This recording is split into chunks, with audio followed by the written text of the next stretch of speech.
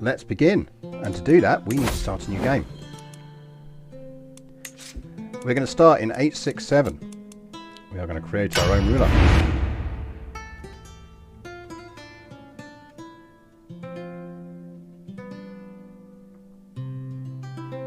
Maximum piety run, yes. We will need an awful lot of piety to do what we want to do. And my god, we're going to get it. So, my thinking is for this campaign, that, as I say, in roleplay terms, we are role-playing it as essentially a character from actual kind of Arthurian myth. So, because this is our Pendragon run, really. So we are going to be Ambrosius Aurelianus, or Emrys Weldig, if you're bad at Welsh, like I am. So he was mentioned in Gildas's Historia Regum Britanniae, so one of the earliest Arthur myths, as essentially the last great war leader of Britain pre-Arthur, the one who tried to hold and fight and keep things going. So it just seems we'll jump that forward by we'll do wobbly lines for 300 years and kind of play with Ambrosius as our kind of starting character. I think what we will look to do is as we go through, we will at some point have to decide which character is our Arthur. I feel like that's going to be someone that we get some really good traits for, and that's how we'll do it. But we'll give it a go. We'll see what works. You are safe from spreadsheets for a while, Scorbut. And actually, the nice thing with this, and this is why we didn't do it with the last one, is we're going to sit there and there'll be other things within the New Royal Court stuff that hopefully will modify our piety as well, such as relics and everything else. So that's part of the fun of doing this, is we get to do that. Have we created the character already? Right, I have done the dull bit. I'm just going to copy it here. So in terms of where we're starting, yeah, so this is it. So one of the suggested origins of Arthur is essentially that, and this is what Gildas kind of plays it as, is that he's post-Roman. He's that kind of one who fights off the Saxons for 200 years and then does whatever. But the thing is that Saxons aren't fought off for 200 years. Everyone's in from the word go. And there's not as definitive a point as the end of the Roman Empire in Britain as you think. You know, there's Emperor Honorius recalls the legions, but that doesn't stop people living and doing Roman British things. It just means that it's a slow decline. Yeah, I can turn down the music. Has it gone a bit loud again? Wouldn't surprise me if it's reset it. Let me exit back to menu and we'll do that before we do anything else.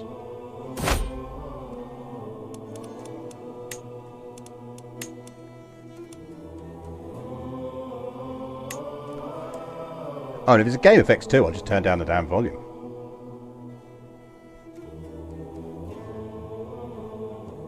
There you go, try that. See if that works better for you.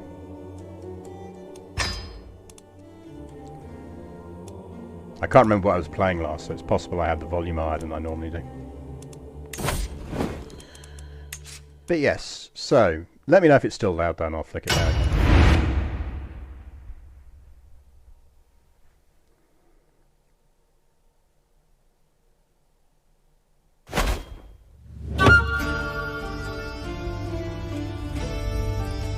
So this is still our starting point.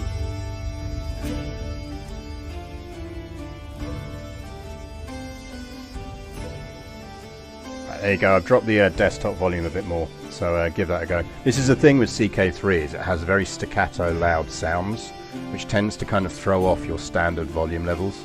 And because I play Stellaris in between this and stream other things like Workwise, you end up with a lot of variable volume layers. But yeah, so what are we going to do? So I'm thinking we will kind of go with, if you've never read Mary Stewart's series of books, her sort of fantasy books on Arthur, highly recommend them. Highly recommend them. And they are in my bookshop. If you hit is it ! Books, you will get a link to bookshop.org where you can find the first of those books on the reading list. Very good, and kind of told through the eyes of Merlin and everything else. Well worth a look. So we're kind of slightly following her kind of chronology of this post-Roman world. So we're going to have our starting character, I think, for our first attempt at this. We are going to start in less Britain. i.e. Brittany. And I'm thinking we start in Cornwall. We start as the Count of Cornwall, but we will create our own ruler. Well, this is it. When do we pick up our Murden Imries? Well, that's literally what it was. It was Britannia Maya and Britannia Minor. You know, that's the way it works. So yeah, so we're starting here and going with this.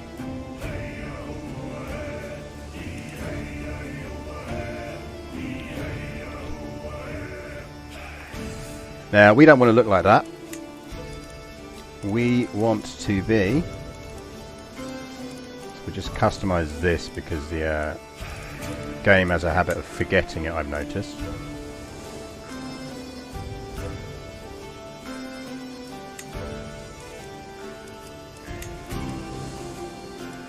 So this is us. But true to kind of the myth style of things, of us being pinged over as a kid, we're going to go that way. So we're going to go 13. We'll start at age 13.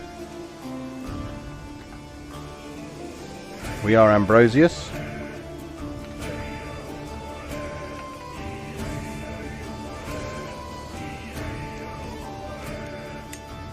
Our dynasty.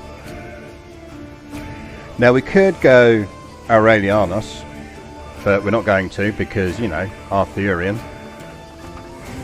We are the Pendragons. I have no idea if the Pendragon there is actually a motto for Pendragon. I'm open to chat suggestions on mottos for Pendragon.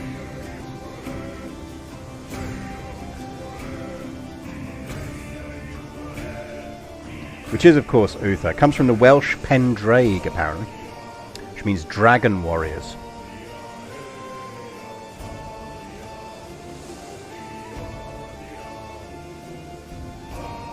So I'm open to a motto, or we can let it randomise. And we're now going to get to play with the first of our new bits of awesomeness in this DLC. We're going to get to design. We get to design our shields.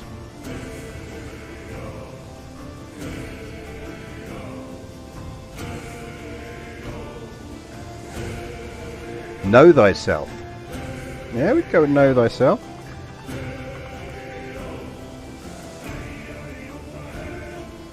Shields. So we have all our shields.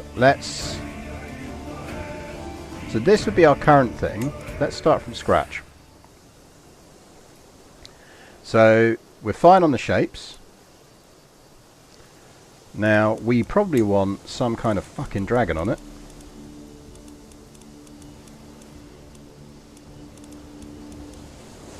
So let's find ourselves a dragon.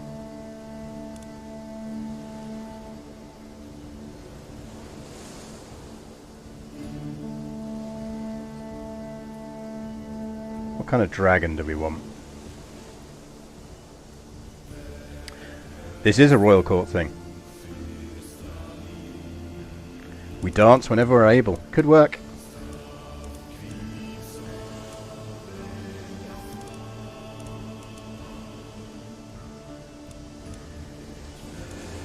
Do we want that dragon?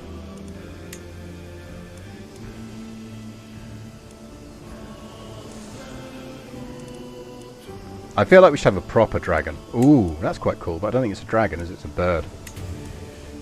That's our dragon.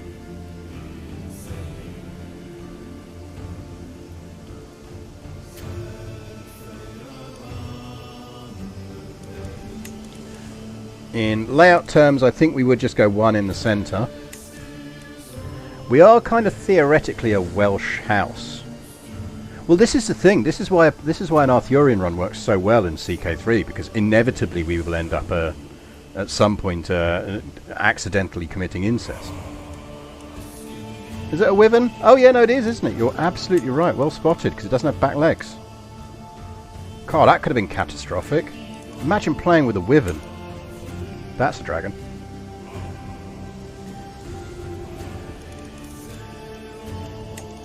So we are kind of theoretically a Welsh house. I can never remember my heraldry of how we're meant to split, but so I kind of feel like we should do that pattern, and we should probably go green and white with a red dragon. What do people think?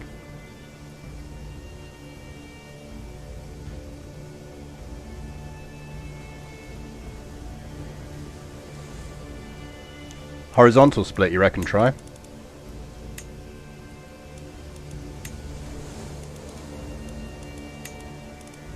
So we could go horizontal.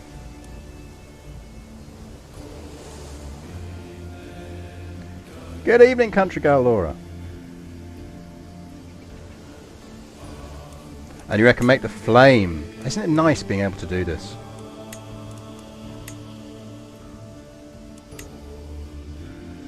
Go orange flame? I think orange flame, maybe.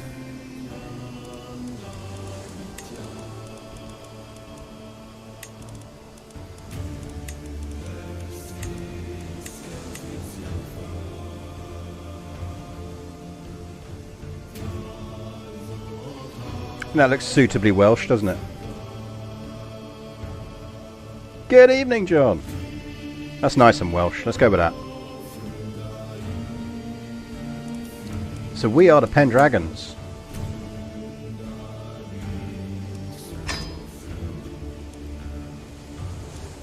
In the county of Cornwall. Which we don't need to change, because that's fine.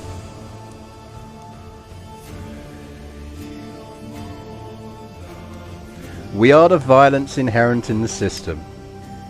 I mean, we've just got to, haven't we?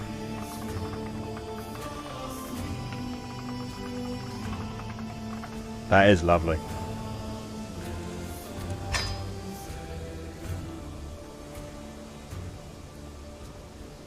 Good call. Right, so we're 13. So the reason we're kind of 13 is obviously it works in roleplay terms. Young prince, exiled, etc. It does mean we have some points to spend.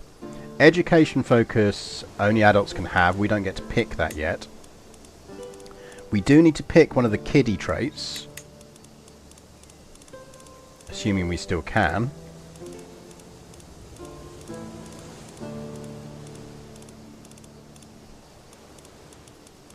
I can never remember where they live.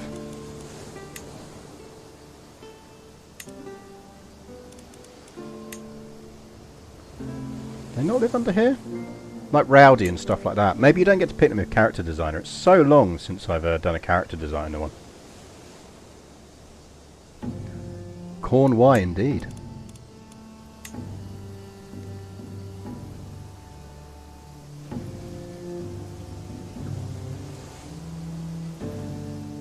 See, I thought it was another trait, but I wasn't seeing it under other. Like, it should be like Rowdy and stuff like that. But I'm not seeing it there.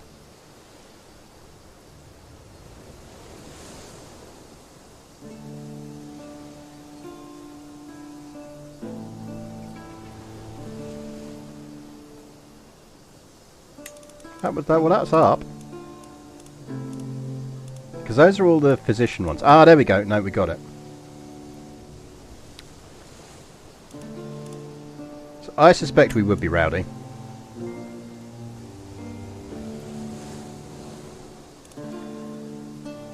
In terms of personality, we want to give ourselves some personality traits that we've already got, because we're a couple of bits into our lifespan, so to speak. I think we'd definitely be ambitious. And much as I hate doing it, we would also be just.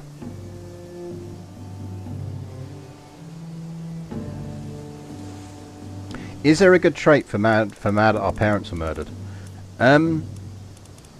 Well, theoretically, if we were going actually against what Gildas says, Gildas actually describes Ambrosius as being born in the purple. Now, he's using it in just a more generic sense, if that meant he was born as a Roman and all that kind of thing.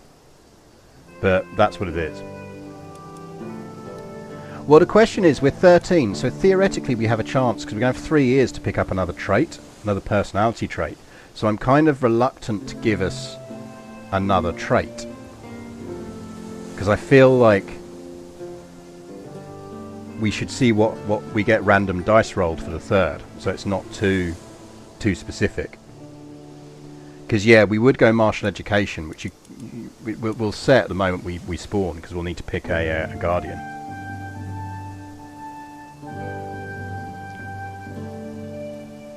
Well, you can get personality events on at any given point. That's the thing.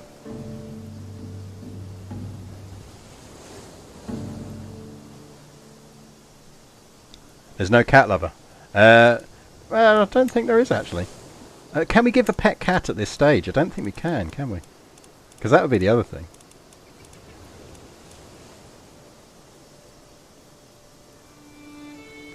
So I think, actually, that's a good call. I think we do want to give ourselves... Let's not go overboard with it. Let's just say we're quick.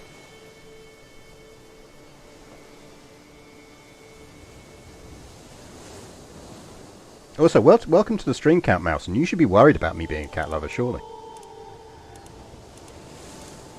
We could either go quick or we go intelligent. Maybe we go intelligent. Let's go intelligent, which means we've still got a few points to play with, which we should probably just stick down here.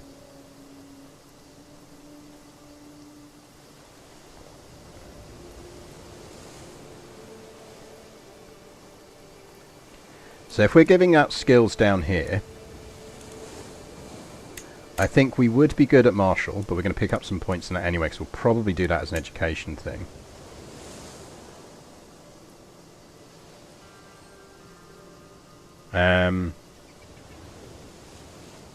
Yeah, you have some amazing dialogue options with that. We're probably going to be a pretty damn good warrior, so maybe we just dump a whole bunch of points into that. That fits with Mythos then. Maybe one less, and we give ourselves a bit more dip. How's that? I feel like that's a reasonable starting build, given that we're still going to have 3 years, well, 2 years to... 3 years to potentially pick up another trait.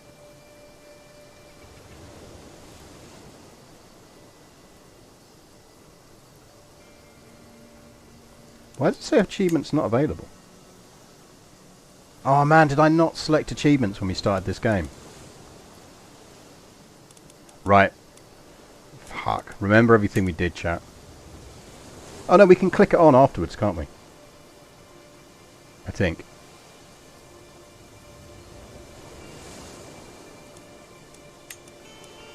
Right, well theoretically that is our character. Remember everything we did, chat, just in case we have to do it again. Culture. It's the only thing I need to not forget. We are Roman.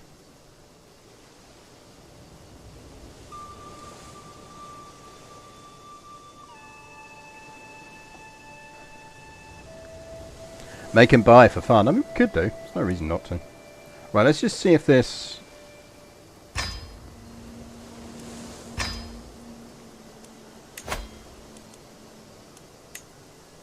There we go. That's a relief.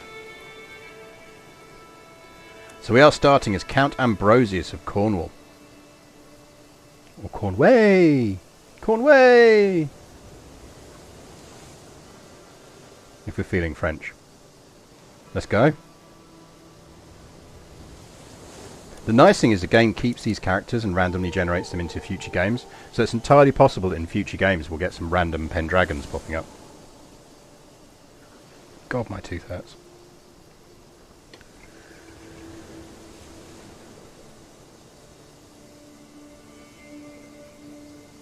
Cornwouye, maybe.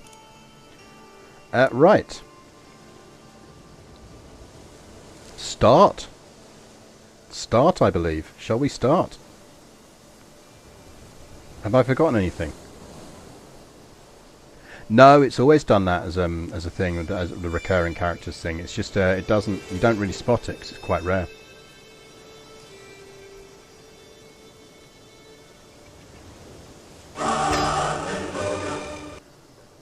Pendragon, save that. Jopes, thank you for the resubscription. It's very generous of you. Got to get that caught. We've even got the Welsh voice for alerts. There you go. What more can you want?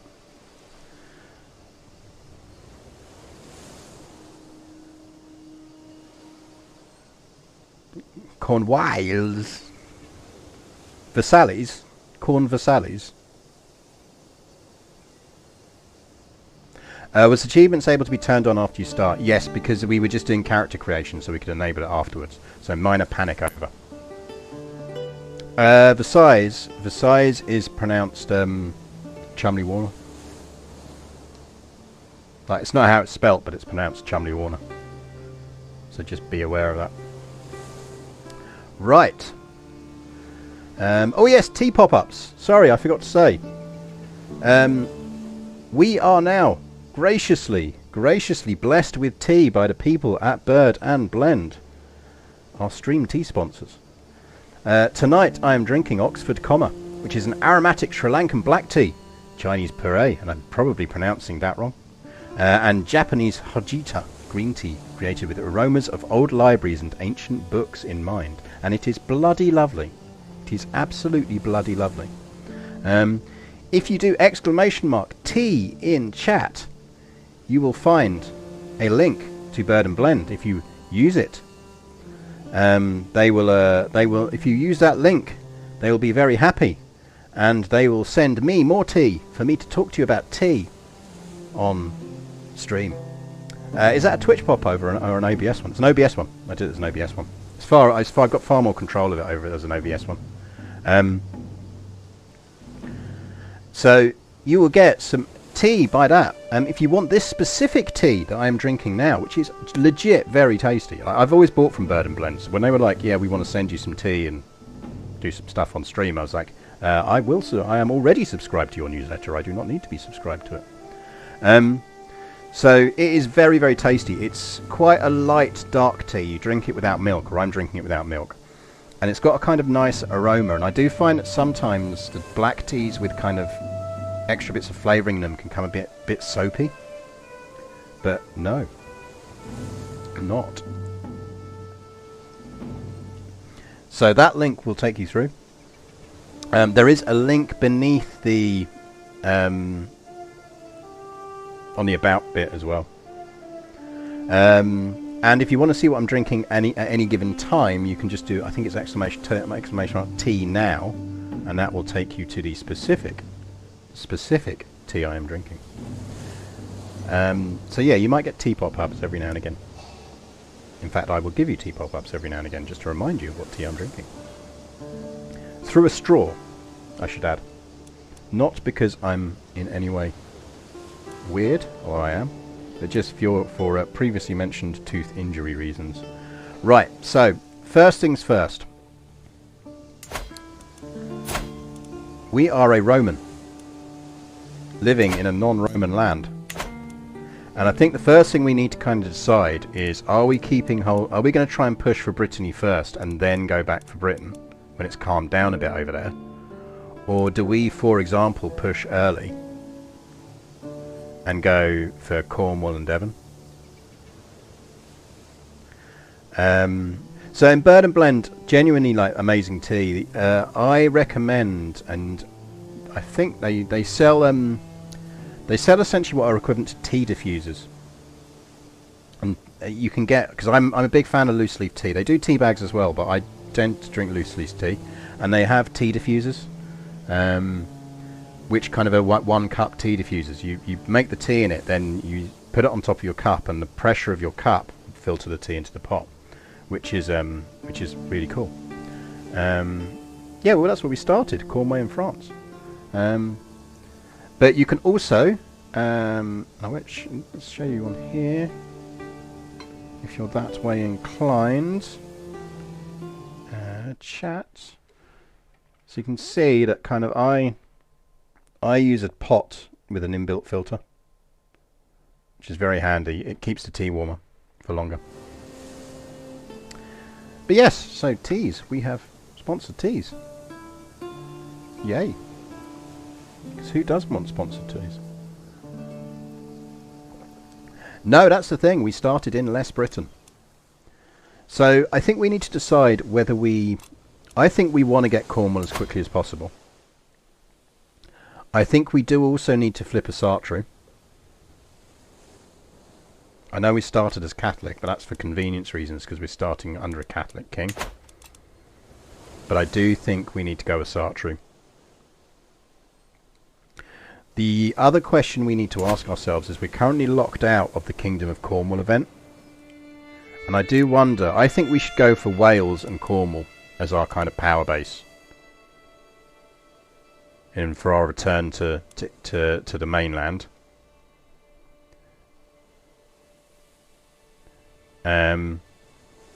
Because I think you need to be Breton culture to get the Cornwall event. Now that doesn't mean we can't do it, because look, we could recruit, say for example, a Brythonic teacher. But before we do that, what we're going to need to do is convert at least one province to Roman, so that we don't lose Roman. The other thing, and I'm not sure on, this will be interesting, is whether we... Because one of the reasons we're doing this is to play with cultures. So remember, a lot of the original culture mechanics are here. So this is, we are now Roman culture. So our Roman culture is now way more complex. So we are in the tribal era of innovations. Why care about the King of Cornwall event? I think it gives you some nice stuff. Like you get a bit of prestige and renown for it, I think. We've done it before. But we are bellicose, which means we have available mercenary companies plus 50%. All Roman characters have prowess plus 2. Men-at-arms recruitment cost and maintenance are lower, and all Roman holdings get extra levies. We are also formation fighting experts, which means we have men-at-arms counter efficiency across the board. We might think about whether we change that out. We have legalistic, so law cost penalty from realm size is lower. Just trait is more common and has additional bonuses, which I didn't actually know when we did this. What additional bonuses are we getting from being just?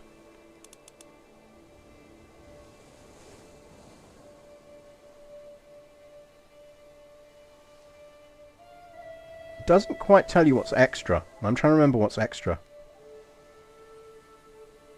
Is it the dip level per fame? And monthly prestige, maybe. There's never such a thing as too much tea. Now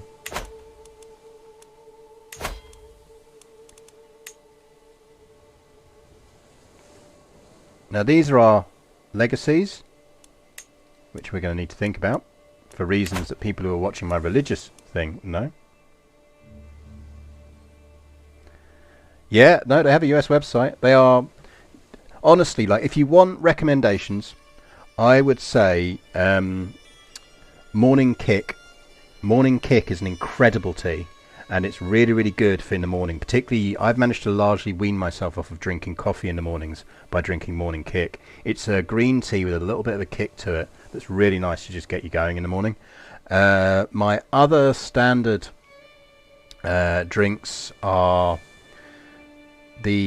what else do I like from there? Digester. Digester is really good. Sort of black tea with ginger, so really good for kind of post food when you're settling down. There's a one they've got brought out recently which is called Chinese Treasures. You'll probably find me drinking that on Sunday. It's a very Sunday tea. Smoky Russian, I think that's what it's called, which is a gorgeous smoky Lapsang Souchong. If Zidane's still in chat, he will tell you happily that how good Bird and Blend are, because he, probably overdue sending you one a care package. But yeah, Smoky Russian is amazing, and Oxford.com. I'm really liking this. I'm probably going to buy more of it myself if they won't send me more of it themselves, but hopefully they'll just send it to me. Basically, if you don't buy lots of stuff, they're going to send me more tea. That's really what it comes down to. And I'm all in favour of people sending me tea. Yeah, I mean, I'm less of a fan of their flavour blends, but that's not because they're not bad. They're some of the best I've tasted like that. It's more just that I have slightly more kind of, not traditional, but more basic tea tastes, which is actually one of the reasons I really like them, because they don't go. You've got plenty of stuff that's really nice and overboard.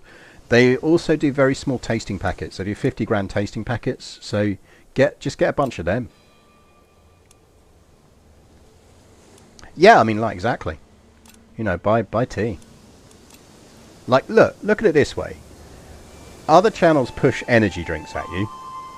I'm pushing tea at you. That's how nice I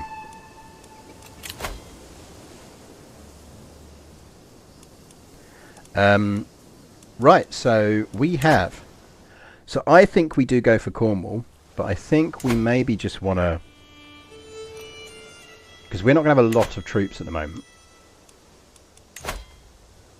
Like, we've got 311, and we're going to need to take Cornwall. We don't need to be much bigger than that. We need to be a bit bigger.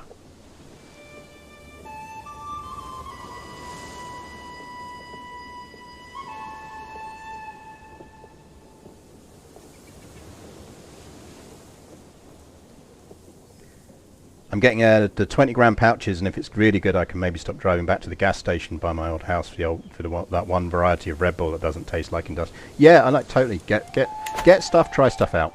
Honestly, best thing to do. And they always chuck in a few extra little bags of tasting stuff. I've noticed, like they'll always send you a few bags of stuff for free.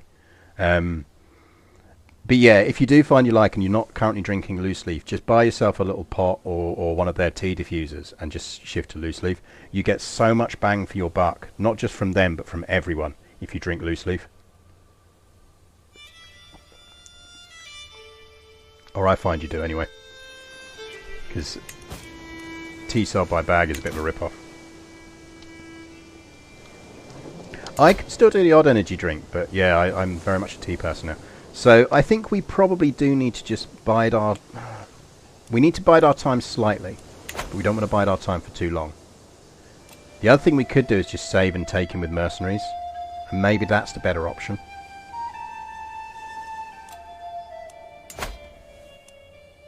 I do think we're going to want to flip the Sartreau at some point, but we'll see how we go. But we'll see. Other things we also have. We now have an inventory. We can have crowns, armors, weapon, regalia, and trinkets. We do not have any court artifacts at the moment, but we will acquire some, I'm sure. It's going to be fun, chap. Yeah, there is a subscription option. It's very good. If you subscribe, I basically get 5% of your subscription money every month. Right, it's quite generous, really. There better be an actual skull crown. There better be an actual skull crown. Right. We are a literal Roman Catholic at the moment. Don't we get some custom men-at-arms units for being Roman?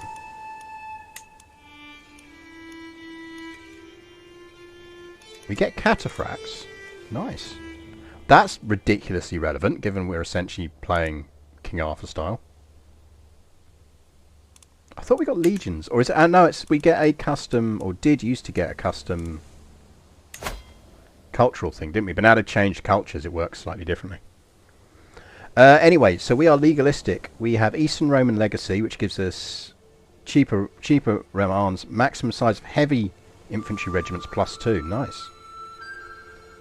Interestingly, lower levies. So we get lower levies across the board. Poetry and hereditary hierarchy. So tyranny loss is much lower. We get a bigger long reign bonus, cheaper castle construction, and a higher feudal tax contribution. Interesting. Yeah, I saw the Polish collection of regalia. Yeah, hey Wibbler, I've lost that battle in many places as a developer. One day someone will actually enforce it, which would be nice. Right, we probably have a very terrible court, which is a problem because we need to get educated. And I bet you we have no one who's any good at educating. So we're probably going to have to go with our bishop just because he's the least terrible option. Or maybe we play for traits. So with him there's a good chance we could maybe get gregarious. Get vengeful, gluttonous or wrathful, less useful. We might get diligent off of Darien here.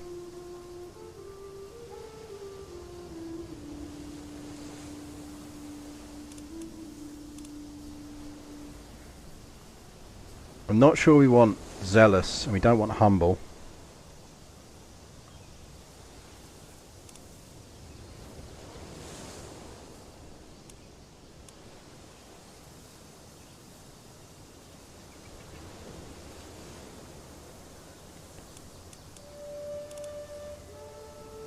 Diligent would be really nice.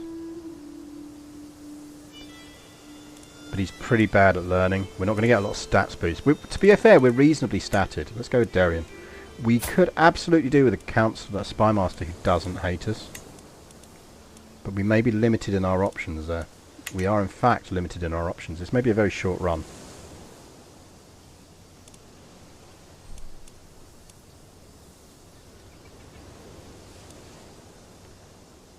There's no traits we want to learn from her either, so... The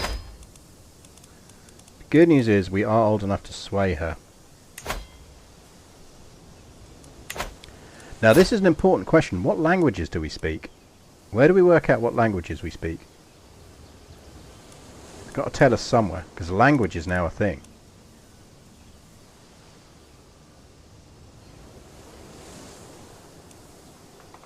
Also, that is triggering. Wait, that stream elements link is triggering way too frequently. Let me turn it down.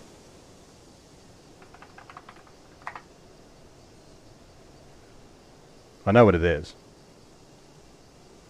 It's because everyone's being chatty today, and it's probably got some ridiculous default. Fill it in after like 6 people say something. So let's just turn that off for you.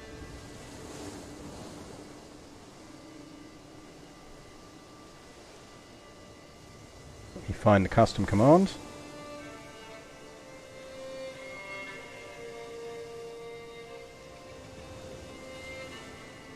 And sort that out.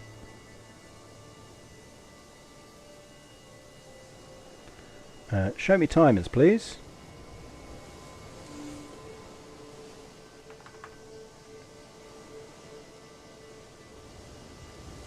Yeah, that'll work. That should be better. I've told it not to do it for 100 lines at least. Good evening, SMR Fisher.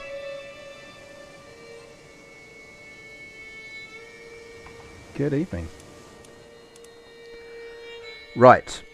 So we could sway for that, but do we need to, where do we work out what languages we speak? Because it should tell us now somewhere. Because languages are now a thing. So there's our stress level. You would assume it was on our character page somewhere.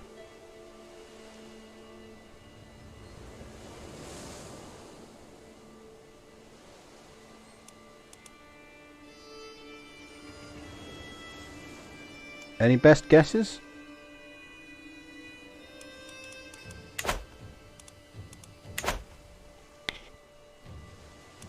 Like, it's got to tell us somewhere what languages we speak.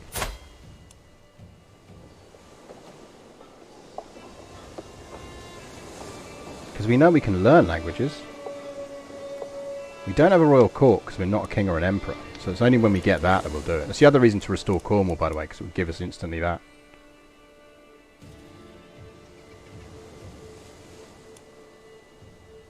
I mean, maybe it doesn't matter then yet. Let's forget about it for now. Because we are just a count. So we've sent off our request to be educated. Yeah, let's have a look at what our discount is on men at arms.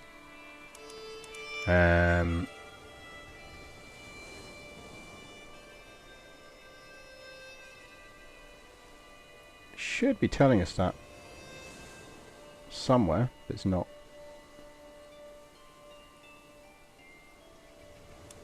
That is our inventory, of which we have no items yet, but we will.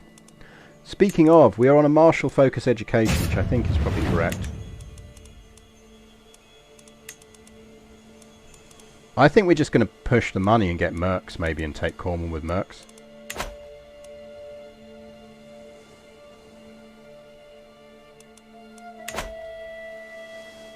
We'll work it out. We will work it out as we go.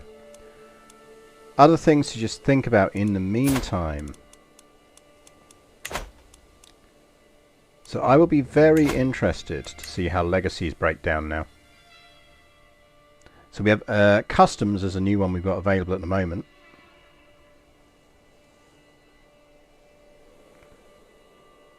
Tolerance, curiosity, and a profound understanding of what unites us. So we could become language scholars, which gives us more learning language, cultural fascination progress. Pretty healthy, actually.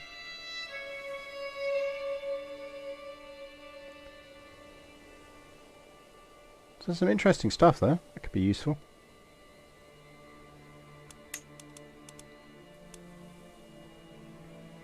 If you hover over your culture on your personal screen, it shows your language there.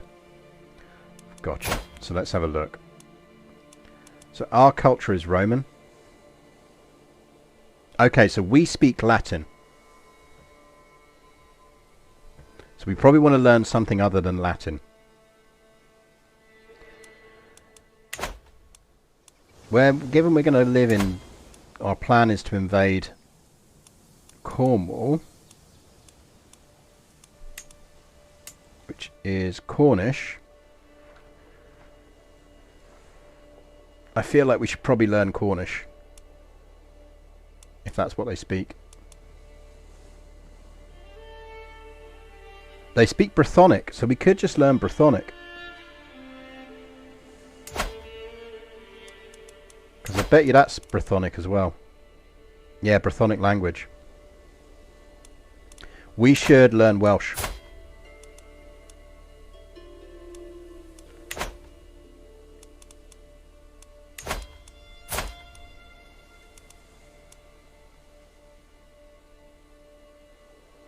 So we could learn Brythonic. That sounds like it might be a good idea.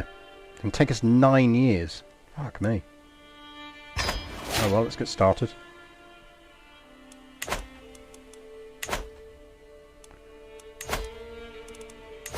Definitely do a meet the peers. Don't think there's anything else really we can do. We could do with having a marshal, but I'm guessing we haven't got enough people to be marshals. We do start with a decent amount of prestige. Let's invite knights. If we're lucky, we'll be able to afford one of them.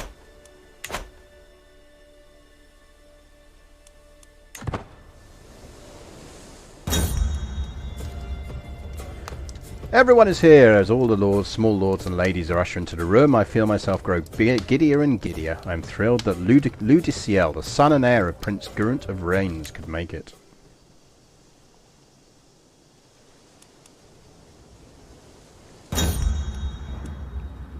Market day. 84% chance we increase our stewardship by 1.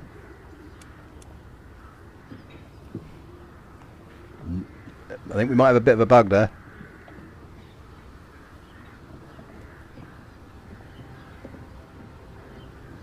Oh, is that saying that there's a random chance of us gaining a thing? Nice.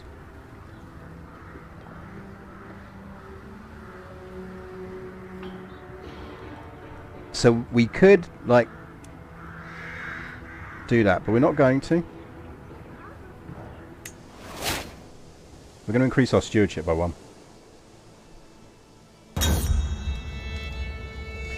I thought Berenger, the son of Prince Geraint of Rhaines, and the peasant girl were merely pretending to fight, but suddenly there is blood in the dirt.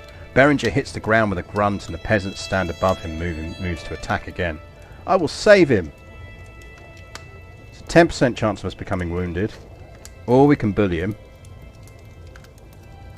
or we can get stressed. No, we'll save him.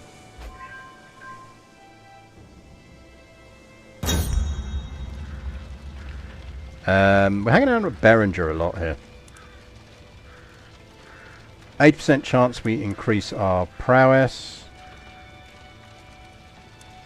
or we can be guaranteed. I mean, it's an 80% chance.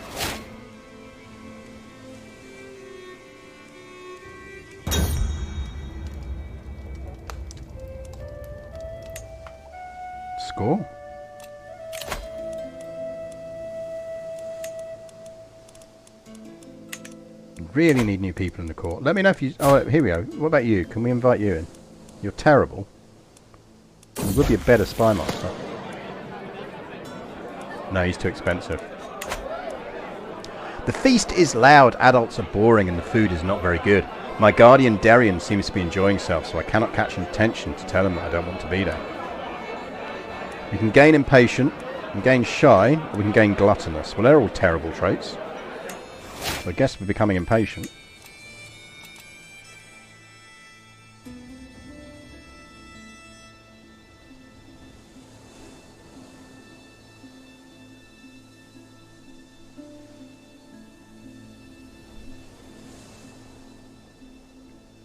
So,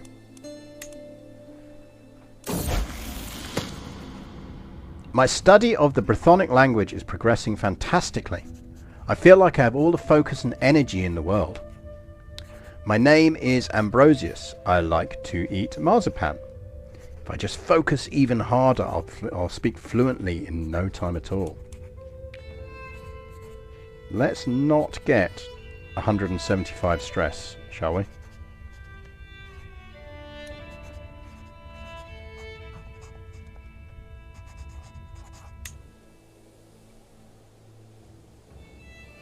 There was no good outcome there for us, really.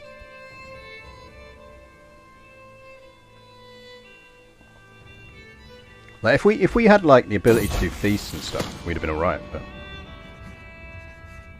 my guardian Darian teaches me well. Sometimes I hear him speaking in Brythonic. It's what he speaks at home, I think. While he mostly speaks in Latin with me, he is also trying to teach me some of his mother tongue. Keeping two languages in my head is hard, but perhaps it's worth the effort. We get critical stress though. I think we go out and play for now and we hope we get another event like that. Can we pin our childhood friend? We can do. Let's pin him for you. Beringer de Rennes. How about you? Can we recruit you? No.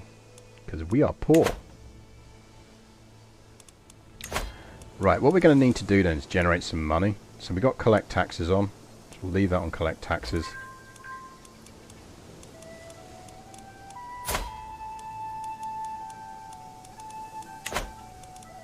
Any other guests around we could make use of? No, not really. Don't need advice, thanks. Everyone needs an evil lackey, though.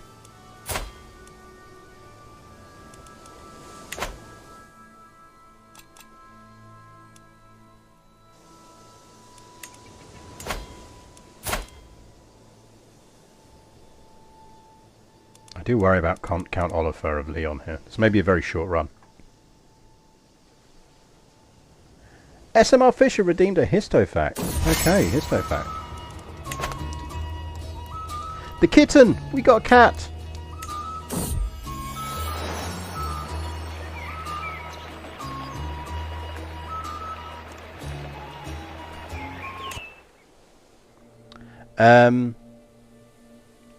Histofact. Up until the 17th century, people didn't realise that Hadrian built Hadrian's Wall. Like, we just think of it as always as Hadrian's Wall, but right up until the 17th century, people thought actually that Antoninus had built it and that it was the Antonine Wall. And all that comes back to the Venerable Bede, who misallocated it to Antoninus in his history, and everyone else just didn't question it. So it was just the Antonine Wall for fucking 1400 years. Next time someone cashes in a histofact, I'll tell you how they found out that it was actually Hadrian's Wall, which is equally, if not more, fascinating. But yeah, they didn't know it.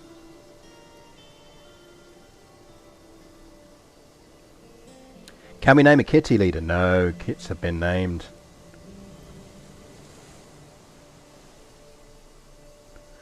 Histofact. So, how do we find out that Hadrian's Wall wasn't built by Hadrian? Right, well, in Northumberland there was a priest towards the end of the 17th century. And he was a priest who was also an amateur historian. And he decided he was going to... Ooh, he's bestowing his royal favour on us. He decided he was going to write a history of Northumbria. And as he was writing this history of Northumbria, he was spending a lot of time on the wall.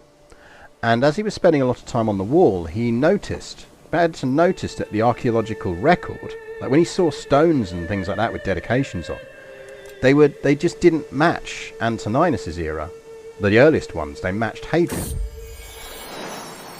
LSK, the rodent killer. As LSK approaches me with yet another dead rat, I can do nothing but praise her. The castle has never been this free of rodents. So... Oh, nice! We got a brilliant strategist. With the help of Darian, I've achieved an understanding of warfare that far exceeds that of any of my peers. Even though I had a natural inclination towards the subject, my mastery of it is still an achievement. As I take my first steps into adulthood, I find myself reminiscing about some of the people who've made me the impact that I've become, blah blah blah. Right. So yeah, so just to finish off, so he worked out that it was probably built by Hadrian. But remember that this priest is writing a history of Northumbria. So what he doesn't want to do is turn around and break off from writing his little history of Northumbria and start writing about Hadrian's Wall dedicated instead. So what he does is he puts all the evidence for Hadrian's Wall being built by Hadrian into a footnote in his book. That book is about 300 pages long. The footnote is 172 pages long. So we know that Hadrian's Wall was Hadrian's in part thanks to the first person to put his hand up and say, no, that's Hadrian's Wall, does it in a 172 page long footnote in a book about Northumbria.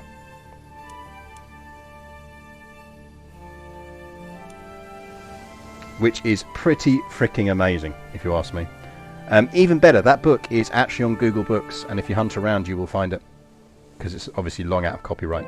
Now actually, for the next 50 years, people tell him, no, you're wrong. Like, historians are like, you can't be right, you're an amateur historian.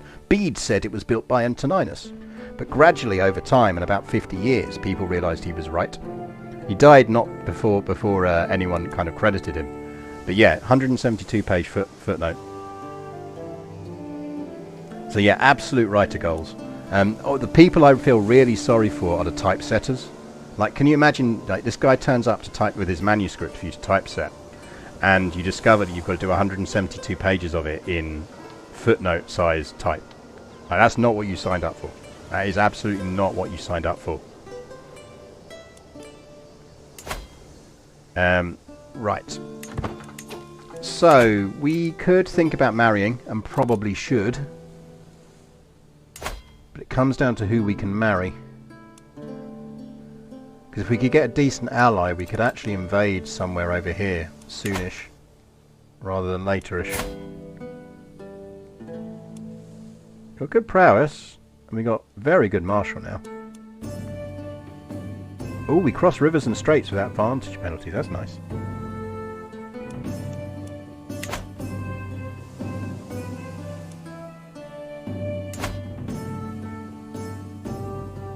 You have a lot of daughters.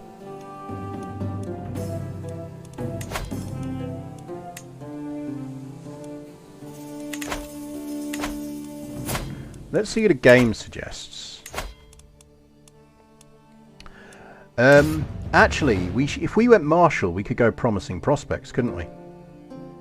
Which might not be a bad idea.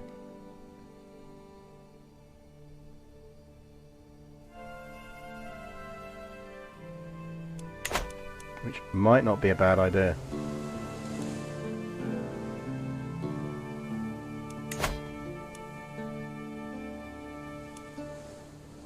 Like, the other way to do it is to wait until he has a daughter and then knock off her brother.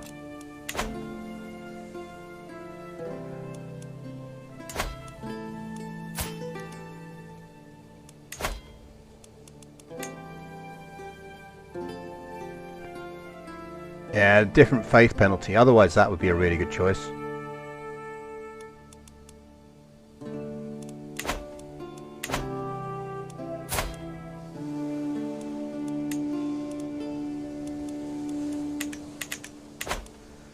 So who does the game suggest? Maybe we hold off on that and push for promising prospects.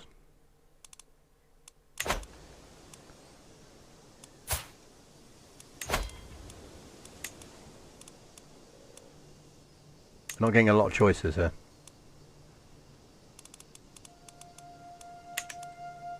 I'm not inclined to marry my spy master.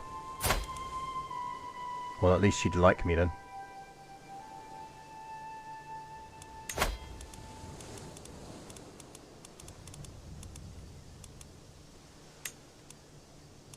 So we could marry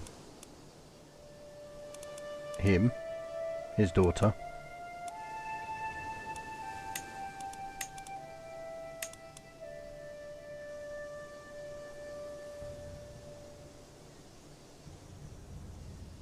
I mean, what we could do is...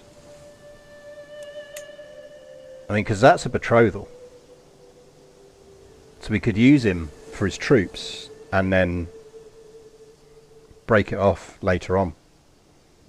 And it gives us a strong defensive alliance as well in the meantime. I think we do that. But where is Athol? Because are we just going to get dragged into a bunch of shitty wars? No, because the Norse tend to focus on this bit rather than Alba. Let's go with that. Because that is a lovely, gloriously long betrothal.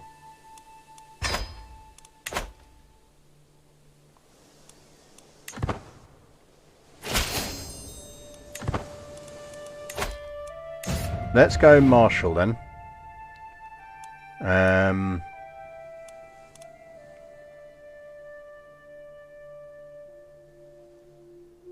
Doesn't really matter which of these we go for.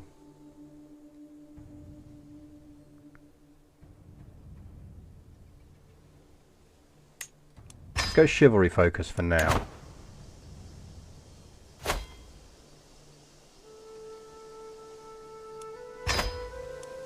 Really? I'm terrible at spying. Dude, make me your marshal. Like, make me anything other than your...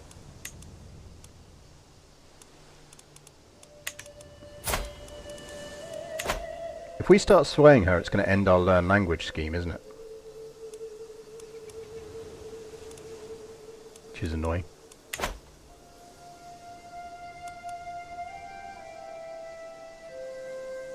Chivalry does seem appropriate, you're right. It's bugging me not having that. Council. Oh, right, hello. We can petition our liege, apparently. Well, we're in a royal court. The Royal Court of the Kingdom of Brittany. Court Grandeur Level 3. Nice house. Pretty nice building.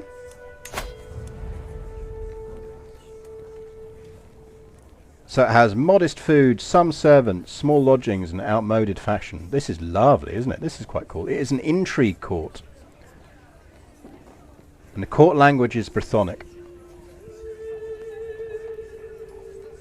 So scheme secrecy plus 5%. Support scheme effectiveness plus 20%. So it increases by level, you get all these things. That's interesting. So that might help us with our need to convert religious stuff. Court Grandeur. A royal court's grandeur value shows how famed the court is and unlocks new court grandeur levels as it increases. The values range from 0 and 100 and over time will settle at its baseline value. The baseline is affected by many by things like dynasty legacies, how much you're spending on court amenities, and if you have any magnificent court artifacts. A portion of grandeur is lost upon succession. Righto? Ranked 17th in the world for grandeur. Court artifacts. What you got, boy? A Prydain dynasty banner. So he's got his own dynasty banner. And he's got his house banner. Nice. Nothing else. Okay. That's the throne room. Eldwulf has the book Inspiration he is writing about torture. Righto. Sounds like a nice guy. Petition your liege for a gift or service. I would very much like to do that. Interesting. So you can use it to do various things. Ooh! Assist in external war. So if you're losing an external war, you can ask... Oh, that's so nice. This game has needed that so badly. Send bailiffs. Sponsor priests. Oh, heal aid us in converting counties.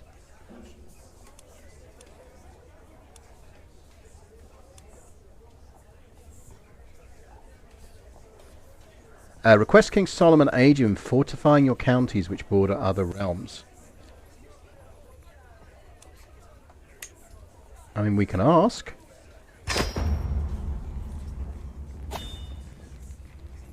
I am escorted in to King Solomon's throne room where he beckons for me to approach and address him. I coolly outline the threat posed by the realm's neighbours, drawing attention to County of Leon and the risk posed to my lands. After listening to the speech, he frowns and rebuffs me. I apologise. I apologise, but for the good of Brittany, I must refuse your request. Wait, my lord, hear me out. Boo. Bloody French. Right, how many troops has Cornwall got? We need him to get slapped around a bit, then we could actually beat him with our ally. Yeah, I'm really liking this Lord of Alba. I think it's really upped the level of immersion.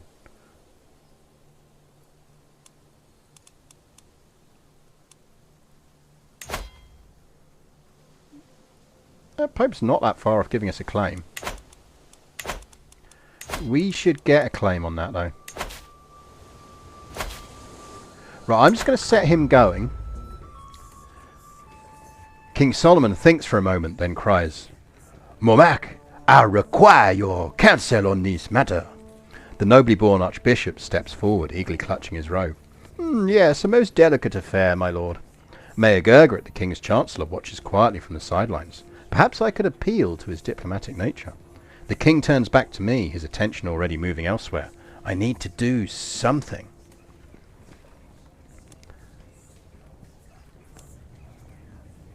I don't think we're going to get this, but we'll give it a go.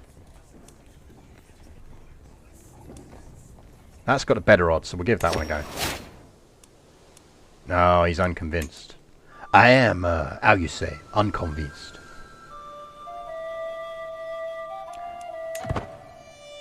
So we'll cycle that claim for a bit. I can formally and publicly pledge allegiance to my liege and strengthen trust and legitimacy of both our positions. Let's not do that. Because we are absolutely breaking free from them at some point. Learning Brythonic is hard, really hard. I feel like there's no more room in my head. It's full. Perhaps I need a break. 75 stress. It's not going to crit stress us though. So we'll do it. Yeah, we tried. There is a 71% chance we slaughter this whale ourselves. Chat, we slaughtered a whale.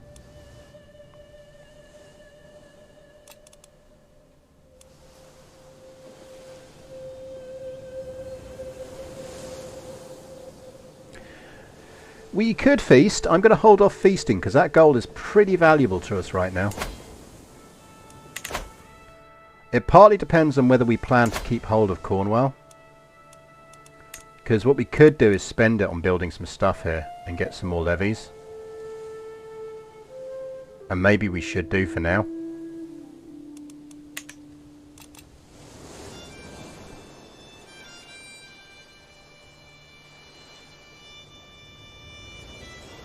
Yeah, I have talked about the wall up north. You have missed the talk of the wall up north. What do you think, chat? Should we... I kind of feel like we want to get over there as quickly as possible. Two yellow eyes follow me as I cross the hallway, and a small meow breaks the silence as LSK pounces for my ankle. She may be young, but she is nonetheless ferocious. As she prances away, I see that she left me a gleaming gift where she had been hiding. Thank you, fair lady. I think we want to get over here as quickly as possible.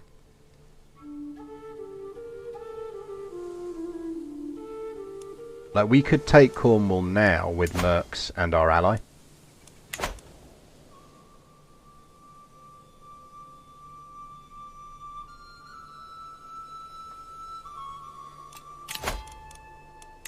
We could also actually hire a marshal now, assuming we've got some guests still at court. Oh shit, we have additional positions now. Well, that's not useful to us anyway. So we don't have a court grandee yet. All these court positions, that's cool. Personal champion. Can take your place in some duels. We're not going to do it because it's money, but good to know it exists.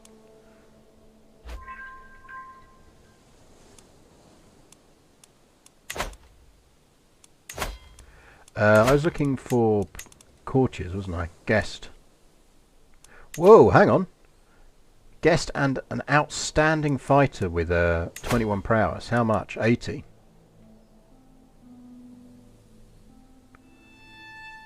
He's Roman. That's interesting. So the game must bias towards giving you characters of your culture that will visit.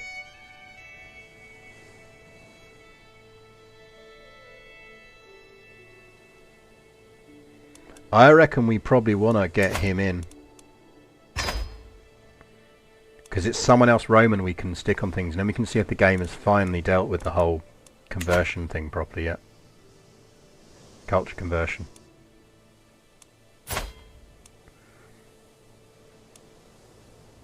That does mean we now have enough people to appoint to different jobs. So what we probably want to do is... Darian's probably a better marshal. Darian's a terrible marshal. Darian's a better steward. Right, Conmail, you're going to be marshal. Darian, you're going to be steward. And Aurelian, you're going to be chancellor. Job done.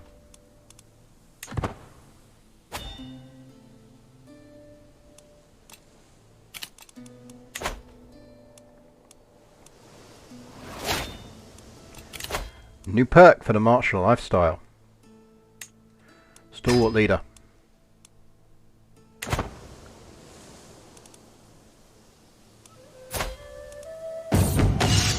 Look, prowess of 22 now. I'm sparring one of my soldiers, sweat beading on my forehead when I experience the uncanny sensation of being watched. Looking over my shoulder, I spot my marshal Conmail eyeing me while nonchalantly swinging his mace back and forth. "My count!" Cornwall's words boom across the courtyard. "Would you not prefer to test your skills against me instead?"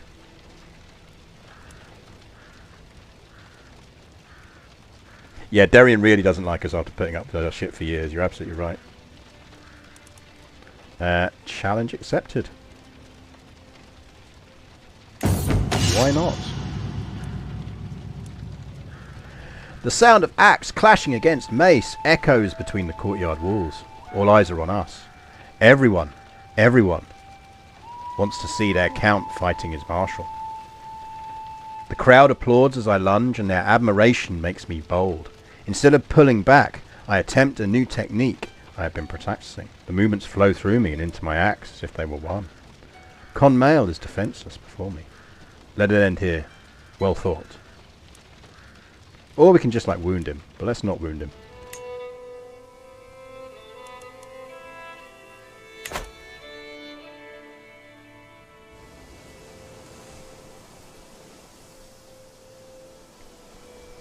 We want him to get properly raided.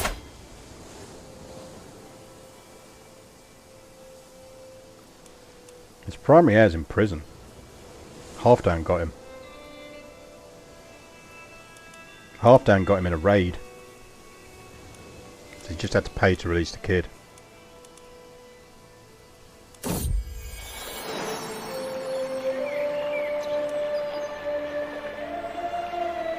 After yet another stressful day, I slump down on a chair in my chamber. For how long will I be able to keep this up? Suddenly I hear a quiet meow, and my cat LSK jumps up on my lap and starts purring. I sit with her for a while, just listening to the calming sound and petting her grey fur.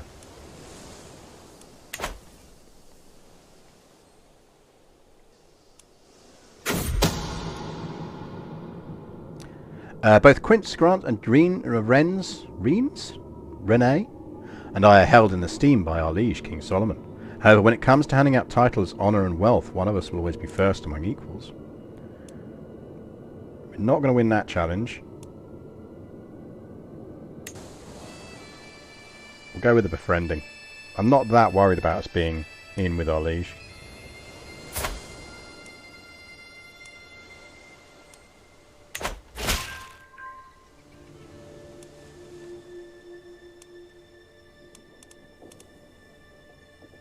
I mean, thinking about it, Tintagel and Alceston have got 2 bits in it. Do we want that? Which of these is the richer counties?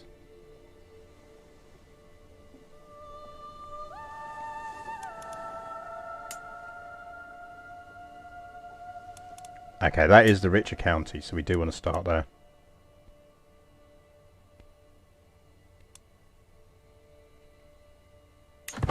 Right, I'm going to cycle it once, because we might get lucky. We're not ready to go yet, and we might get lucky and get a, Shit, our alliance expired. It's a good job we didn't do it.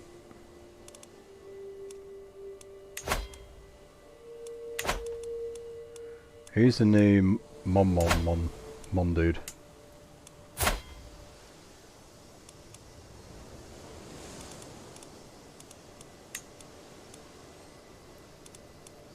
Shouldn't we just be able to get a new alliance?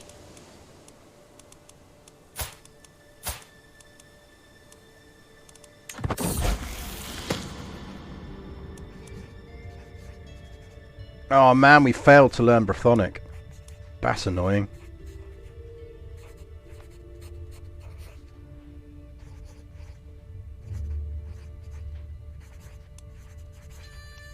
I don't really want to crit stress us.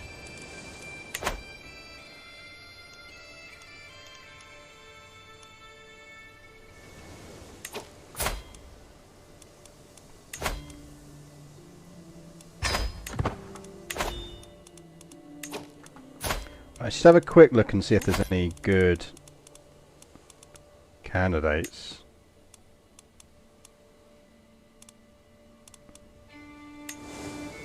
Not hugely.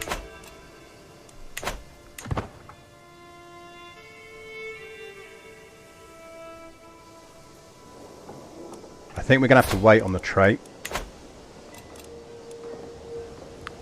Which is fine because we need the money anyway.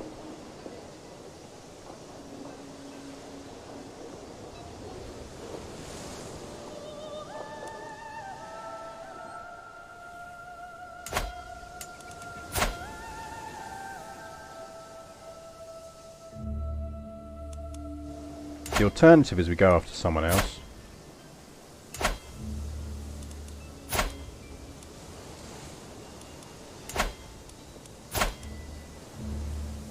We could just go straight for Wales.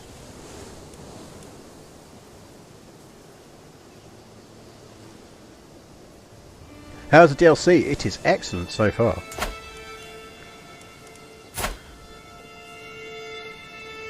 What's the plan? Move to Cornwall or have it as a side place?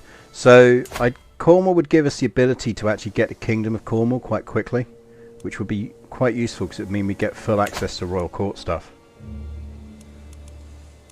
That's a good point. Our Spymaster still does probably hate us. She hates us less.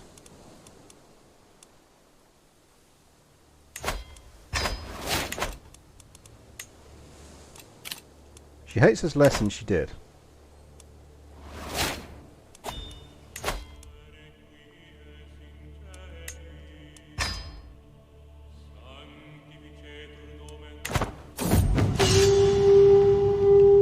I understand you're interested in deepening your grasp on warfare. Aurelian smiles coolly as he approaches me.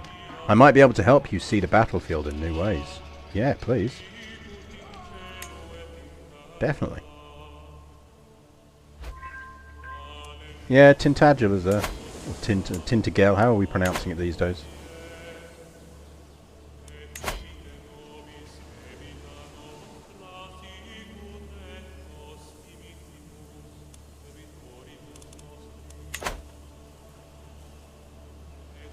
I don't think we can seduce her.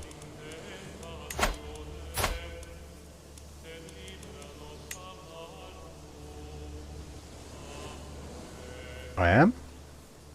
Oh, we're swaying, aren't we?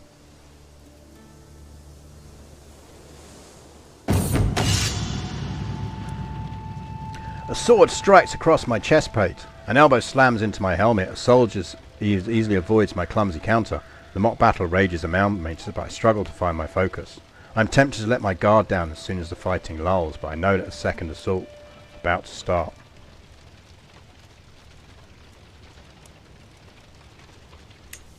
I'll withdraw for a moment, because we need the stress loss as well anyway, so...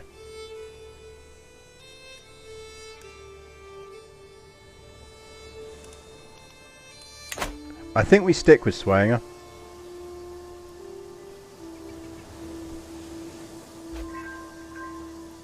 Yeah, let's see, there he goes, got 25 opinion.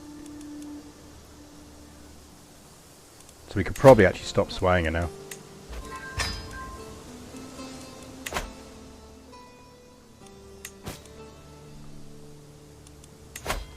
We're not endorsed by a bishop, which is something we should rectify.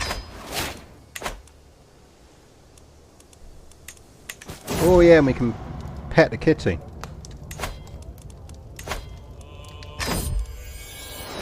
Oh hey, we've got a psychopathic killer at court. That's always fun.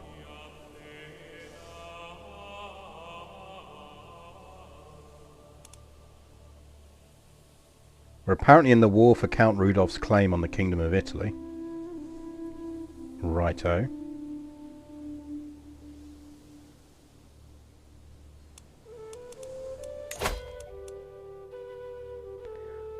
So that should help us a lot.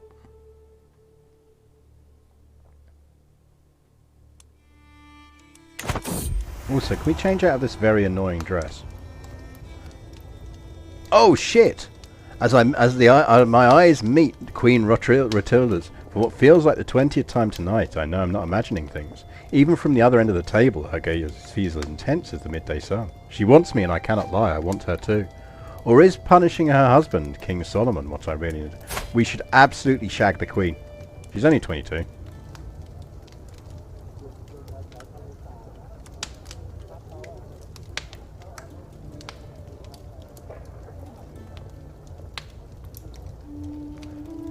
What's the medieval times without your own personal guild array? Well, exactly. Afterwards, Retrader falls to the mattress with a thump, her breath ragged and eyes half closed. Languorously, I wipe the sweat off her chest with gentle fingers. Merely a moment later, Retrader pushes my hand away with an apologetic smile. It's nearly morning. I better leave. She might become our lover, or she might think I'm clingy. Let's see if we can... No, she's clingy.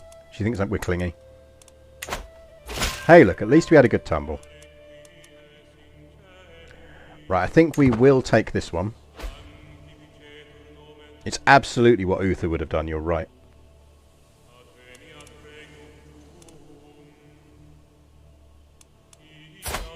Oh yeah, we're totally clingy 18-year-old. Well, 21 now, but yeah. I love you. Can we be lovers now? Fate of the Visigoths. When the Visigoths first migrated into the Iberian Peninsula, they were foreigners in a new and strange land. This changed over many generations as land shaped them as much as they shaped the land itself. Over time, the various communities of Visigoths grew distinct and separate from one another. Despite their shared heritage, these new communities, Castilian, Catalan and Andalusian, no longer recognize each other as king.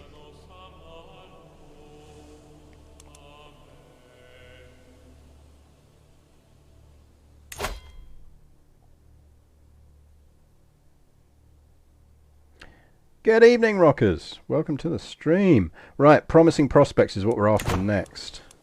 And we're almost there. I'm hoping that will give us the ability to marry someone with enough troops that we can just go and murder Cornwall. That's the plan, anyway.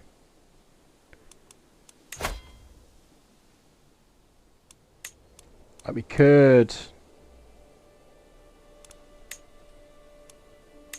fight them.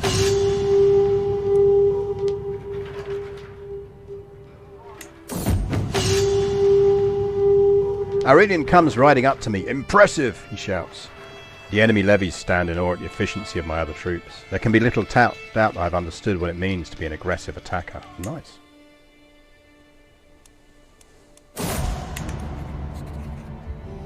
Parts of a body were found this morning, my lord, says a guard, gesturing at the table before us.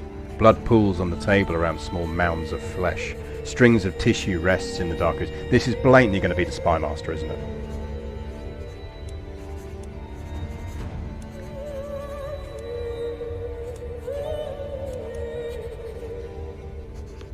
I think we make it known that we're looking for clues. Because we're doing alright for prestige. Promising prospects, please. Okay. Can we get a better marriage now?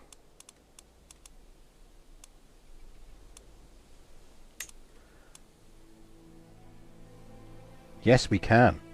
Petty King Burgred of Mercia, who is not currently at war with anyone. And is one tragic death of his son away from our wife inheriting his throne. Oh.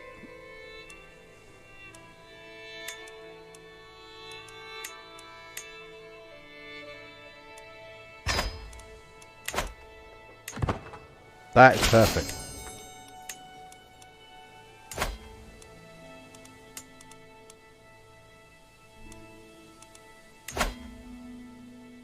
One very tragic death. Who's his allies? Chief of Ormond. Yeah, bring it.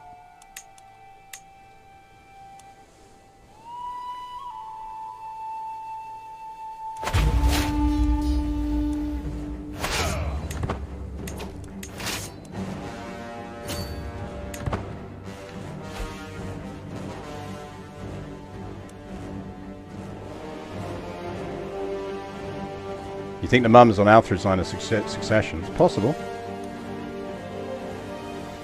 Right, we're heading here first, so I want to pick up the Mercians. Where you at, lads?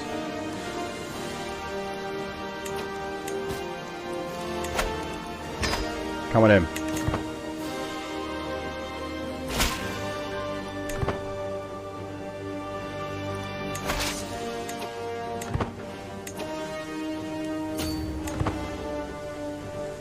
Follow me, boys.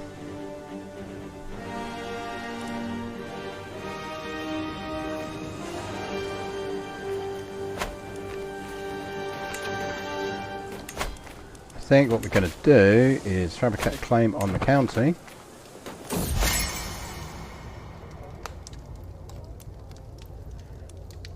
I mean, that's just free prestige. We don't really need to sway him anymore. Let's cancel that.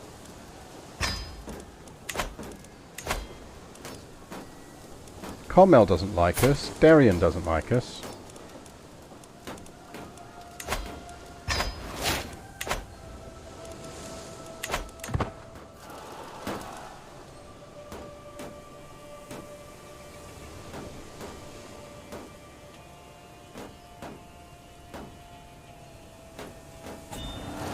I like that you can actually hear him beating the shield.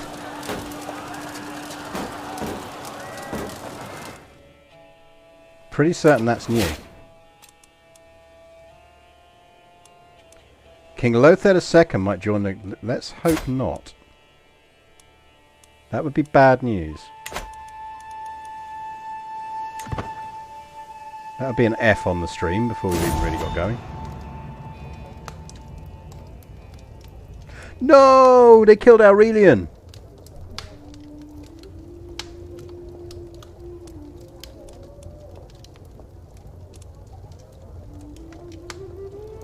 Bastards.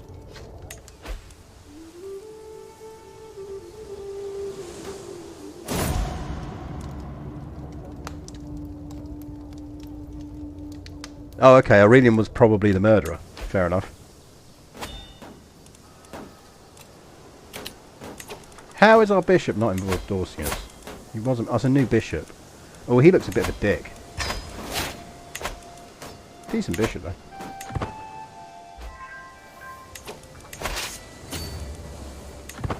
Can you come join me for that? Because we really need to win.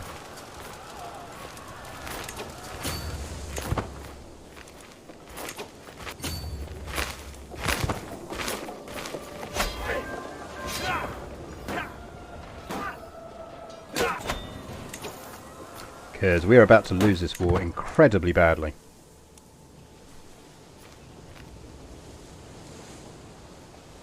Because the King of Lotharingia just joined this war. So we need to siege this down before he gets here or we're screwed.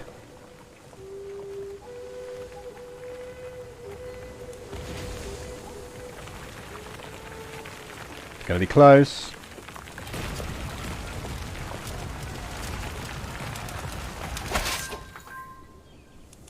Shit, still not enough.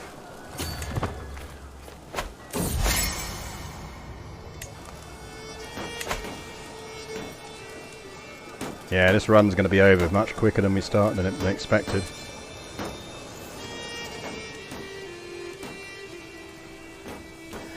No, so for our leech to help us, so to call him in with the new mechanic, you need to be minus 25% in the war.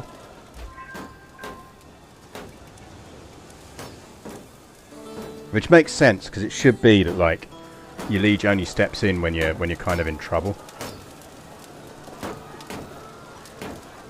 So I'm absolutely fine with that. I think that's a better way for that mechanic to work. But somehow we pulled it off.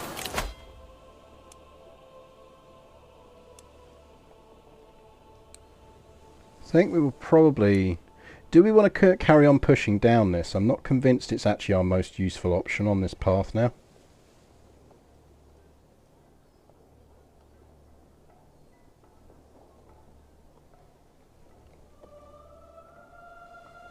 Like, maybe we should be thinking of switching to,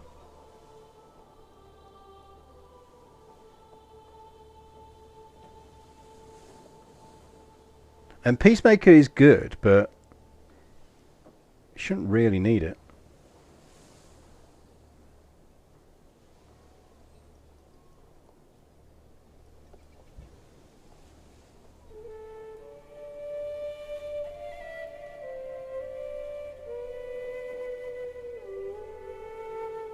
I feel like Strategist is more useful for us. Let's go Strategist. Let's get the hell out of this war.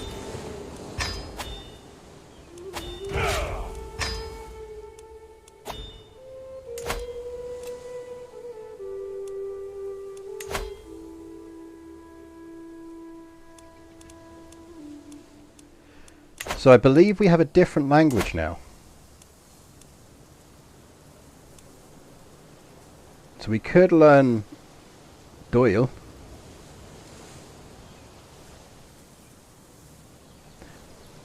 In Bellum Justum is going to be very useful.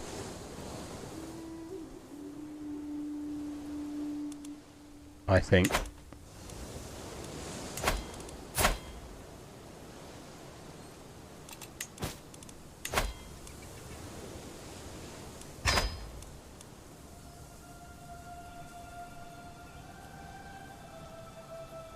Hello Locopolis, welcome to the stream, nice to see you briefly.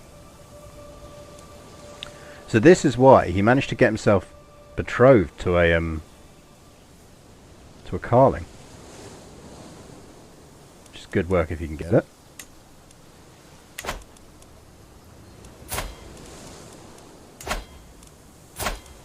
Would be quite nice if that man died. I don't think we can really have a good chance of killing him, no.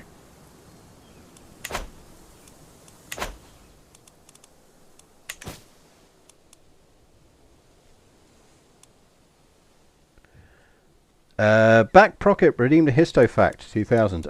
One of the main reasons the Romans didn't really ever bother conquering Britain was not just because it was a bit poor, but it was also because it was just quite useful for farming military experience if you're an emperor. So you become emperor, you need to go campaign somewhere so that you can prove that you're awesome if you didn't have a military background or just need to boost that. You don't really want to go to Germany because, you know, trees and lots of angry Germans tend to wipe out your legions. You don't really want to go all the way to Persia or do stuff like that because they can be quite cranky as well. So actually what was really handy was just to go to Britain and fight a few freaking Scotsmen for a while and do that. Which is literally what Antoninus does with his kids. No, Septimus Severus does with his kids. Like, he catches them. They're getting a rep for running around Rome and going to brothels and stuff. So he basically says, nope, you're coming with me, we're going campaigning in Scotland. So yeah, don't get too proud if you're Scottish or British about the fact that the Romans never fully conquered the island. They farmed us for XP. Like, we were literally real life farmed for XP. We were a low level mob they could farm for XP.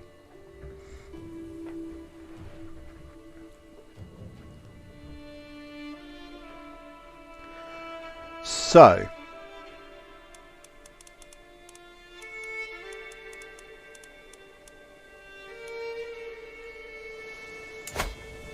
yeah, like real life World of Warcraft. So we have some very nice territory now and we should do something about making it better. So outposts would be nice. But I think hunting grounds would be nicer. Or no, we save for the barracks, I think. I think we prioritise getting barracks. What we do need to do is get ourselves a new Chancellor, which is problematic.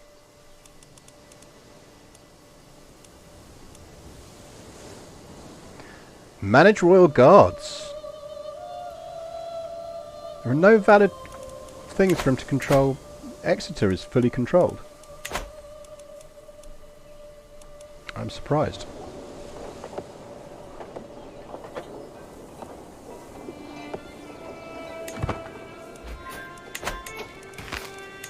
Can't be right, surely. Yeah, there we go. Get control in Devon up. I think we're going to shift Devon to being our capital as well. Which means a short-term minor loss of money, but that'll come back in a bit. Once those buildings there activate.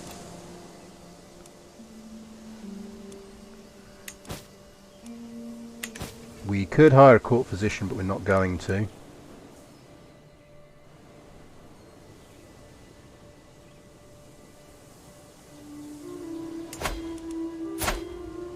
See, my main worry is him coming back with a bunch of fricking Lotharingians to take my throne. At first I thought the simple footmen a fool for stepping onto the training field. Although Domitius seemed no threat at first, it quickly became clear that he would be able to stop his wild and vicious strikes from hurting me.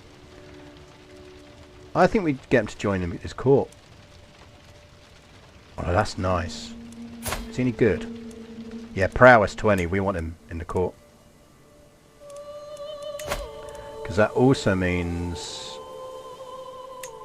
we can do that.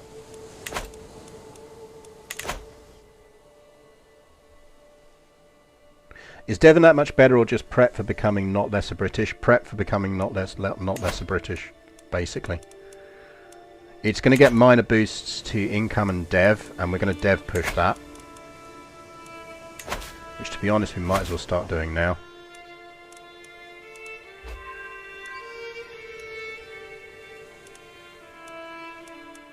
So we'll get a tick on that.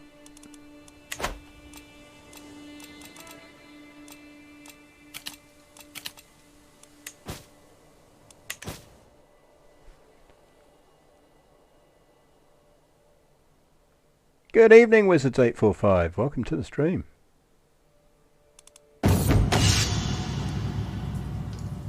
Sweaty, tired, and in need of food, a long day of training with the troops is coming to the end. As we search for a place to camp, we spot an old abandoned castle in the distance. Running a hand through my hair, I declare, that is where we'll make our camp tonight. The sun is setting, and with every step towards the ruin it looks more ominous. Before long the soldiers are whispering about ghosts. Let us venture inside. I'm sure there's treasure to be found. Darkness, dampness, and desolation reign inside the castle, and all traces of life are gone. Peering up decaying stairs, I spot what might be the remnants of lush tapestries and old paintings. Looking down the spiralling steps, I see only darkness, reaching far down into the ground underneath the castle. It's only a model. Yeah, cool. Right, we searching the upper floor, or are we going into the darkness? 85% we gain faced our fears.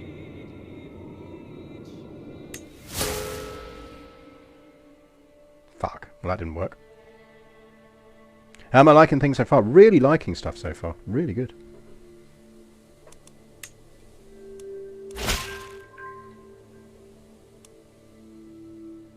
Yeah, give me that claim, because we'll need it eventually anyway.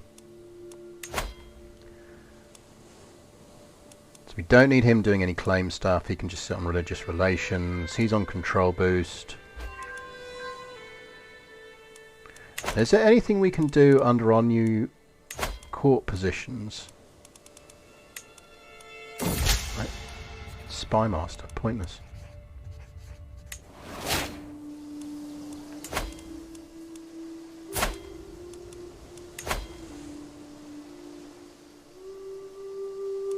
That alliance is just so annoying. That alliance is a problem.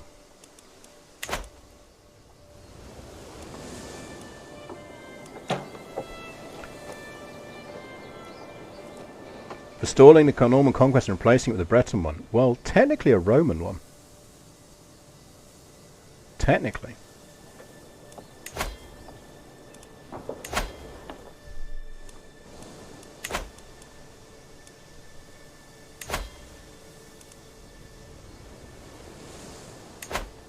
Now, what we might want to do is diverge from Roman into something that's got other bits from other cultures.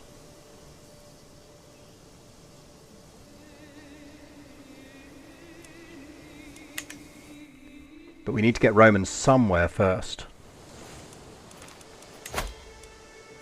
And I want to get at least one dev tick on Devon before we do that.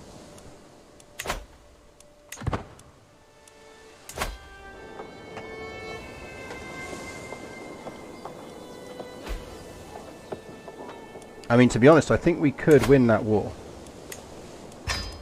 If we were fast. We need Lotharingia to be at war with someone else. Which they're not. Can we murder him? No. Can we murder her? No.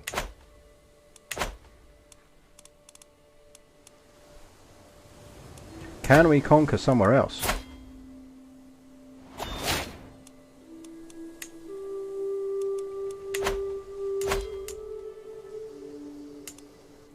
Using Mercian troops.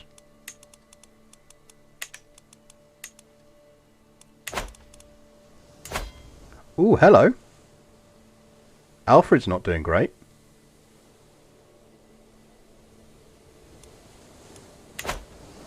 We might be able to get Zummers out. Fucking raiders, man.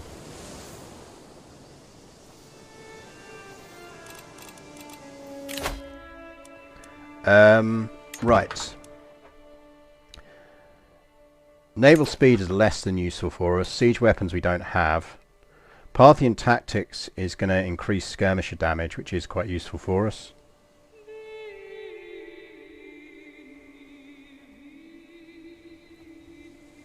I was going to make a joke about Bretons playing Kingmaker in English Wars of Succession as opposed to the other way around. Well, yeah, true. Movement speed plus 15% is useful.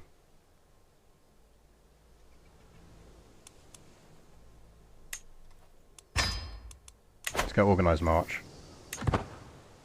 because if he does declare war on us, we're going to need to move very quickly. Little stray kitty is killing some rodents for us. That's good. I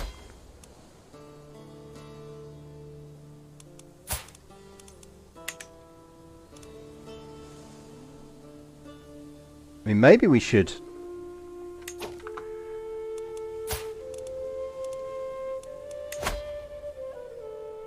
It'd be an absolute tragedy if that kid died, wouldn't it?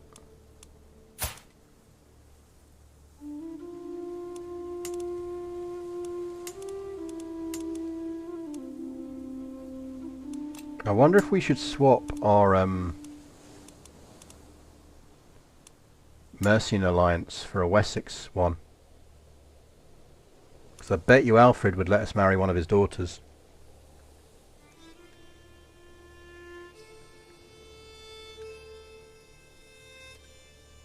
It's not a CK game without casual child murder. Yeah, but the problem is we're not a murderous character.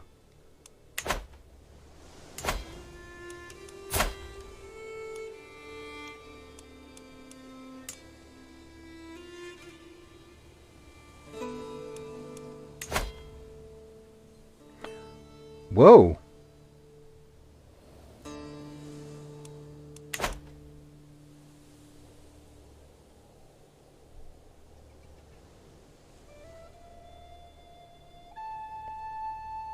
A gift of gold might cheese that.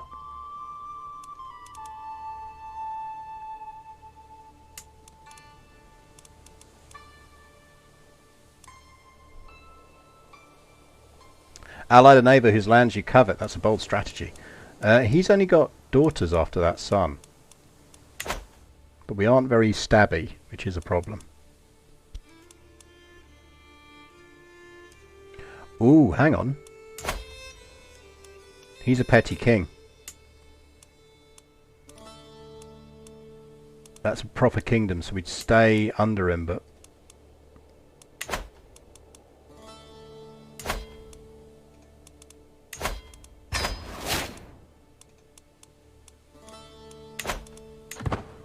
if we can get the Pope to like us a bit more in 3 years...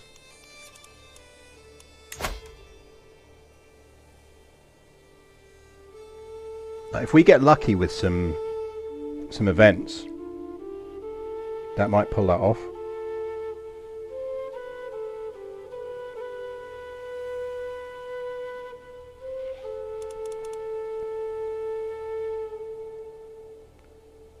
Fasten the Fox. Fasten the Fox is great. It's one of my favourite achievements in the game. Right, if we get the Pope liking us a bit more, we might be alright there. It wasn't my plan to go for that, but we'd be silly to look a gift horse in the mouth.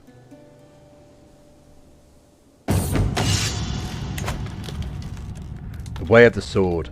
The endless clash of metal on metal, the chafing of armour, the sting of sweat. It is a dance that is familiar, it's exhausting. To heft my sword, attack, dodge, defend and repeat. Maybe it would be good to practice my skills with another.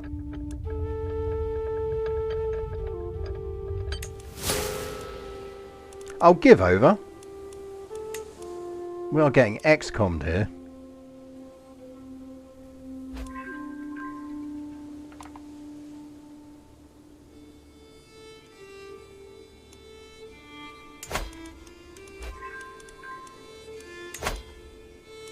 Woohoo! Do it.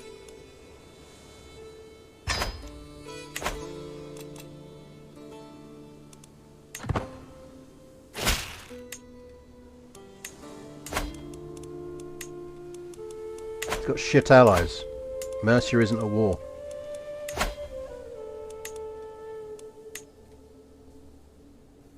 Give us that.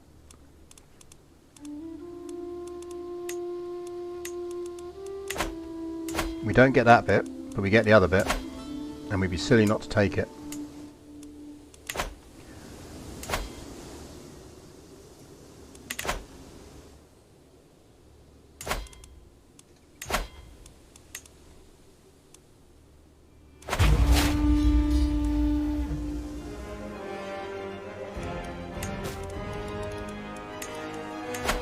Hey, buddy! Come help us win this war.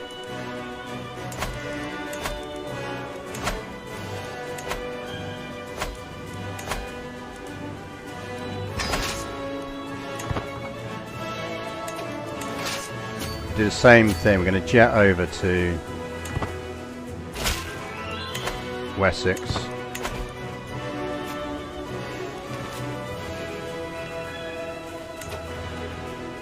And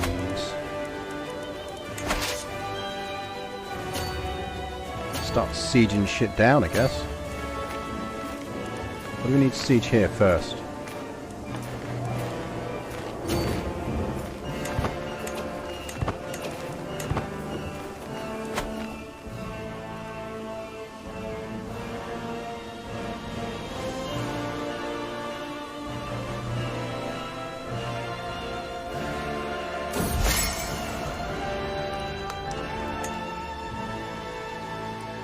I know we took a prestige hit for that, but it was absolutely worth it. New perk.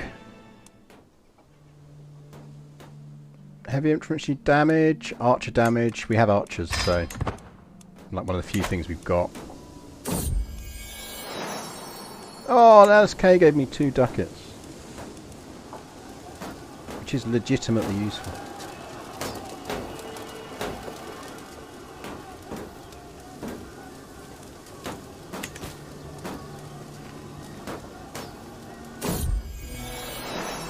No!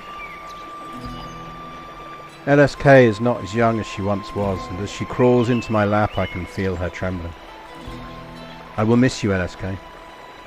I gently stroke her grey fur and listen to her purr long into the night. But as silence falls, I know that she won't wake again. I will miss you. Should we stuff her?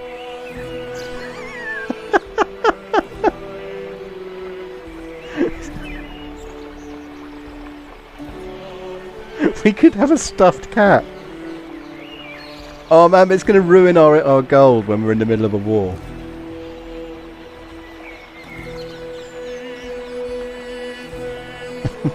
Stuff the cat. Can't believe you made me stuff the cat.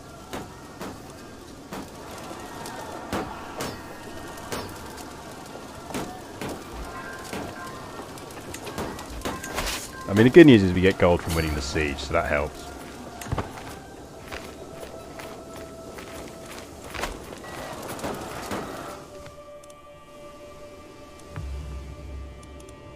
Just need to watch for their troops. Right, they're going to try and slide round, so that's fine. Let's go kill them. I've got to remember that I move faster than Wessex, and they do.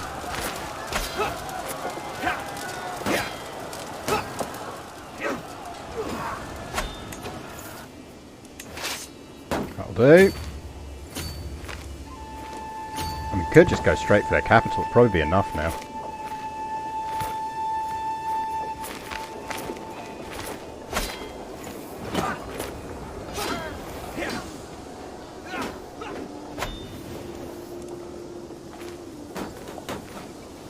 They'll siege that back, but that's fine because we'll have the capital and then we'll go smack them.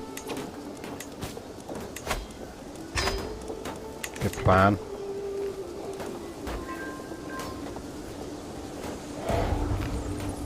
Bit of money. Can't argue with money.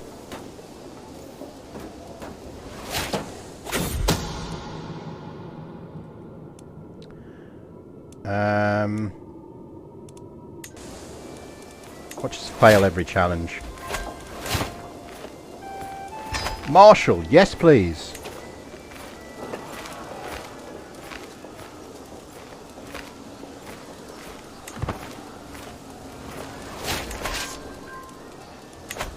We are now scarred apparently, but it's cool scars.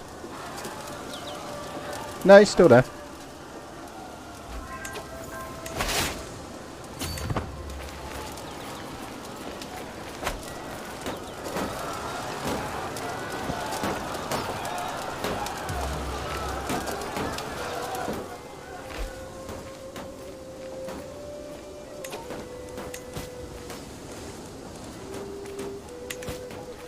I don't think we've got a hook on our leash, have we?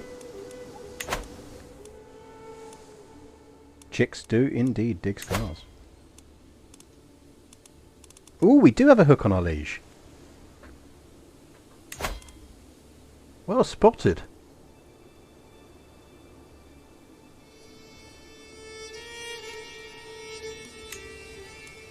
And we're not really paying him anything. What do we want? Guaranteed council rights, basically.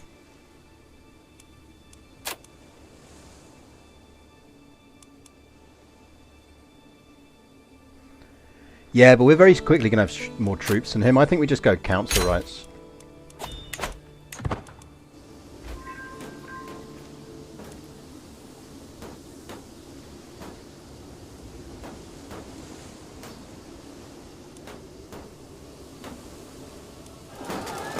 He's got good rhythm, that guy.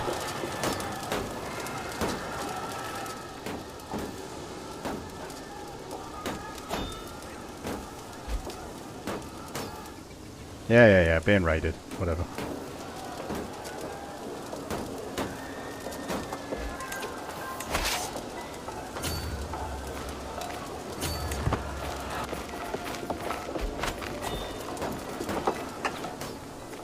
Come on back, guys. Come on in, boys. The water is warm. No, do you want to join me? No? Beulah? Beulah? Thank you.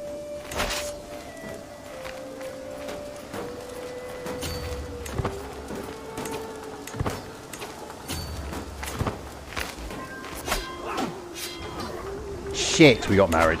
Oh well. There we go. Prisoners can be ransomed.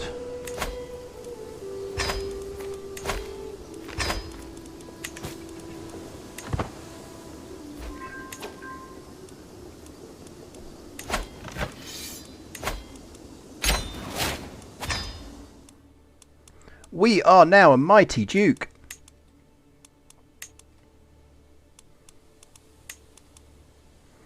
We also have a hide of the white cat of Devon, a small wall ornament. It is durable for 50 years. Gives us 0.02 prestige a month when we hang it in our court.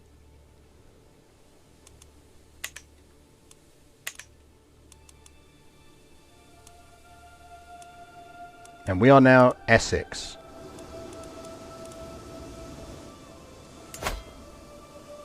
Alf's looking decent again in troop numbers, which is annoying. He's still got his good alliance.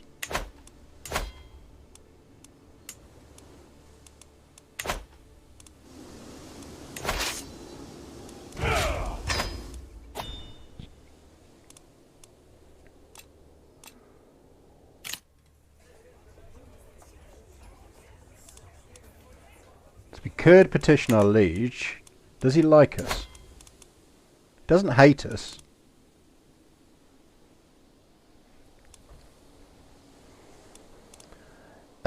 He is defending against Jarl Sverker Teixen of Northern and Northern's conquest of the Duchy of Flanders.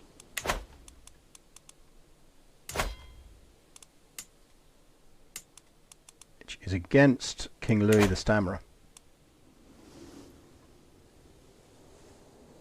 Pain in the arse not being able to murder people.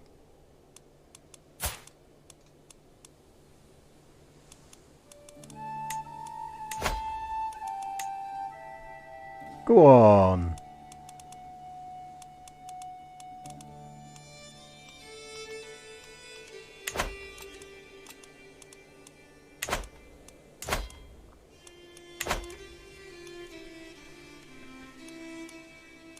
Yeah, our capital's in Devon. We should probably push Devon a bit.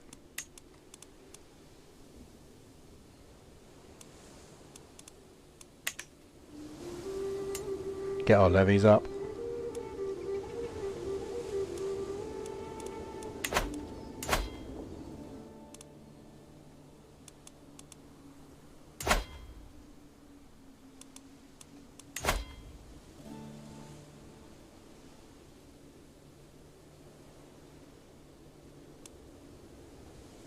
I mean, why not?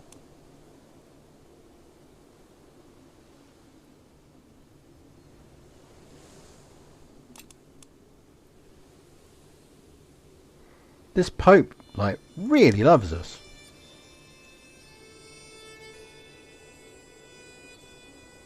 Oh, I forgot I was swaying him, that's why.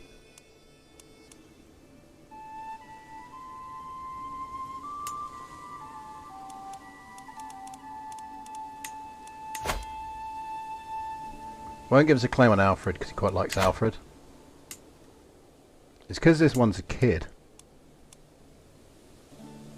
We could go for East Anglia, but he does have an eye patch. As a rule, I try not to go for people who have cool eye patches.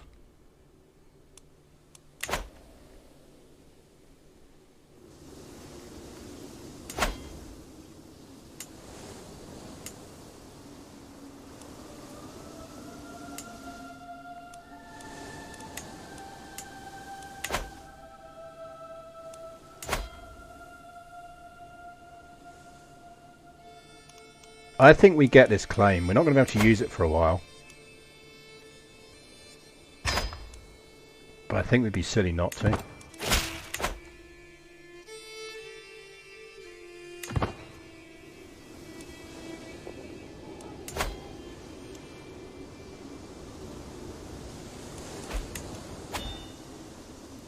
And we're going to have a revolt.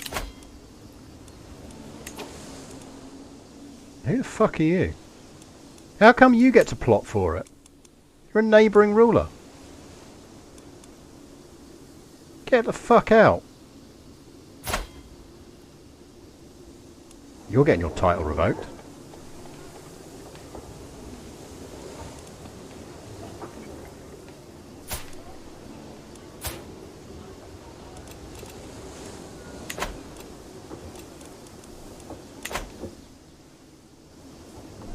They just want him back.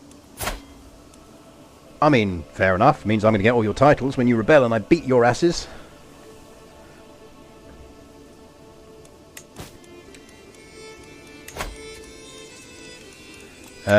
Let's see if there are any powerful ones we can get rid of. So, who wants in and who do we want to keep?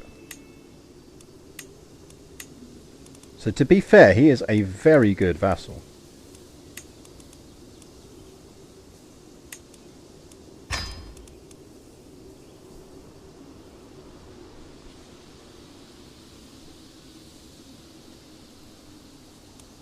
Yeah, it's mostly about working out which ones I want. I want Middlesex.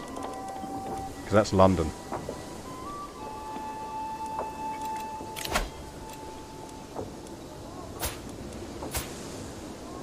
Like him I'd keep because he does have good stats. He's a waste of space. He's a waste of space.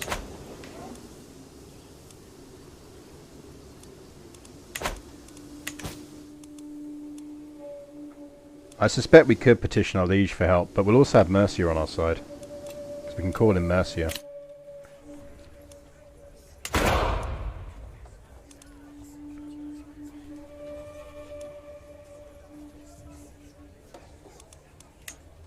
Dismantle faction. Break up powerful faction. I'm escorted into King Rualian's throne room where he beckons for me to approach and address him. I summarise the events which have led to the open treachery of Countess Wulfrith and her faction to install Petty King Erdwulf of Hweiss on the Essexine throne, and request their enforced surrender by the king. After listening to the speech, he frowns and rebuffs me. I apologise, but for the good of Brittany, I must refuse a request. Wait, Lord, hear me out. Wanker.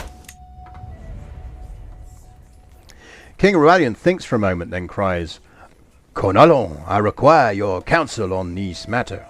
The nobly born Archbishop steps forward, eagerly clutching his robe. Yes, a most delicate affair, my lord. Eofa, the king's courtier, watches quietly from the sidelines. If I were to outmaneuver her publicly? The king turns back to me, his attention moving elsewhere. We're not going to have a good chance on either of these.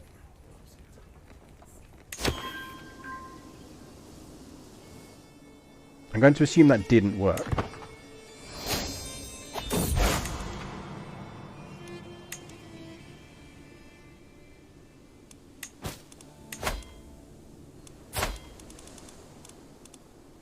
He's one of our earls, though, and I don't want to ransom him, because if I ransom him, he is going to plot against me. I guarantee you. Also, we need a marshal.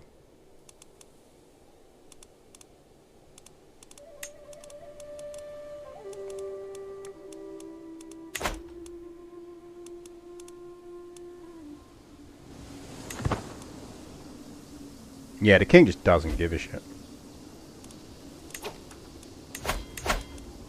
Right, when's this revolt kicking off? Ooh, they've stopped plotting against me. Did the kid die? The kid did not die. It worked! He broke up the faction.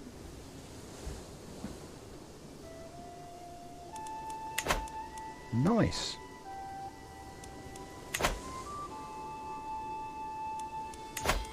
That is very handy. So we've got promote cultural acceptance or promote culture. Oh, nice. So this is the thing that will now help. Have you got any decent traits at all, dear wife? Decent diplomat, but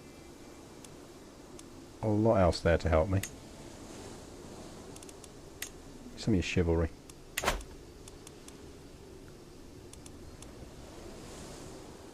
So once he's done with the development increase, we probably want to have a look around.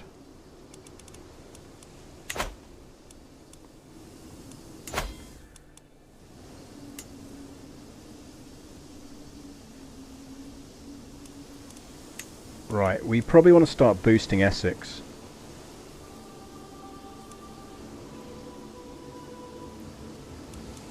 Give me some barracks, please. No, some military camps.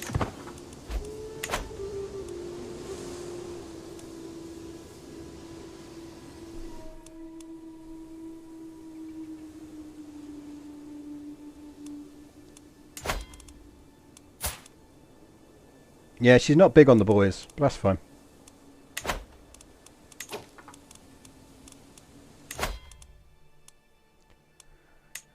Parthian tactics. We will probably flip to seducer if we don't get a kid relatively soon once we finish strategist. 31 years old at the moment.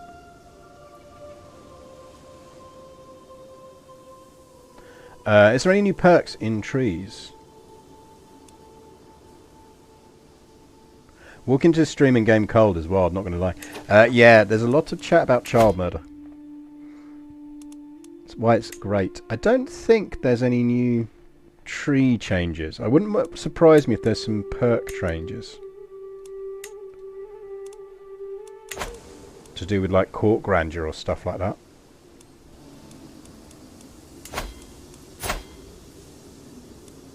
She would actually be a very good steward. Oh! That's why she's big on him. Yeah, that's why she's pissed at us. We did kind of overthrow her son.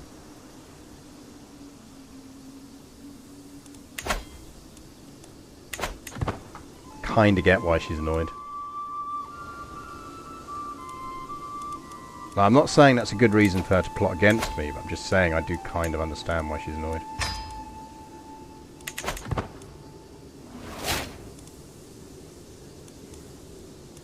Tochiro Uge culture.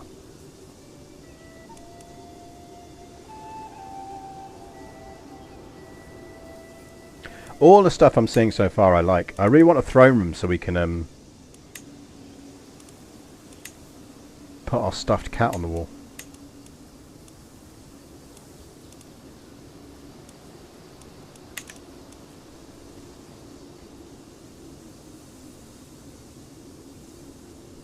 Yeah, no, that's it. You can't watch my stream in China now.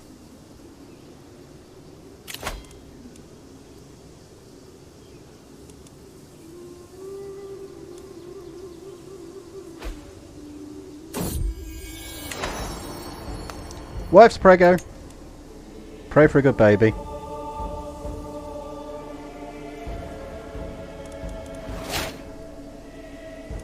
The Norse-Gael hybrid, created by Jarl Heistein from the Norse and Gaelic cultures.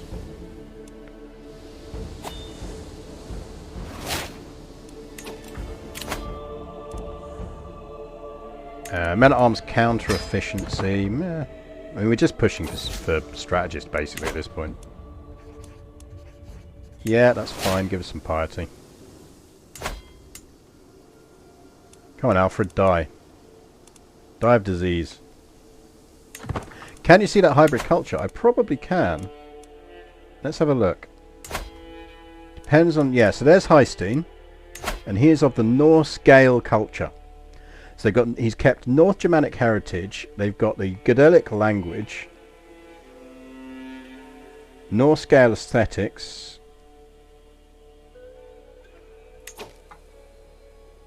Coat of arms is Norse. Continental things though. Only men can be commanders and knights. Malleable invaders. Concubines. Strong kinship. Dexterous fishermen, which is interesting. And performative honour.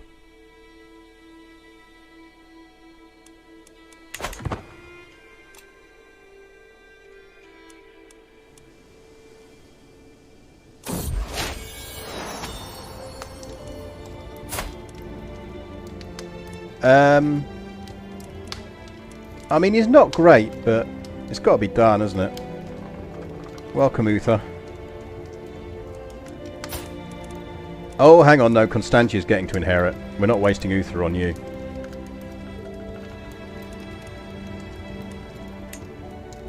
It'll be Marinus.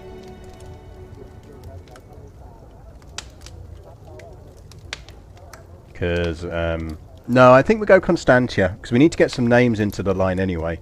And I don't think she's a Morgana. Ukraine works. We'll go with Ukraine.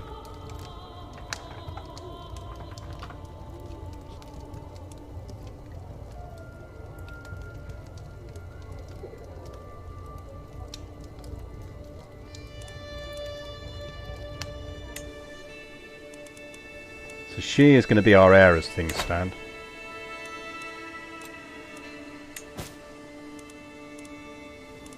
I can ransom him now because we're not going to... well, wait till he's got enough gold.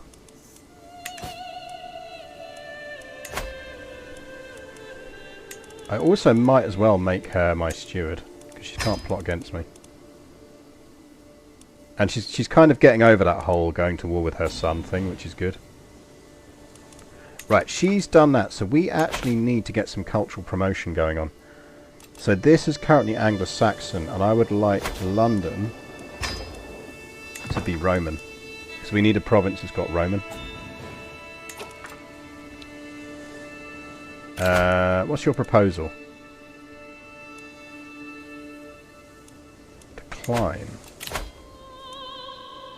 Decline.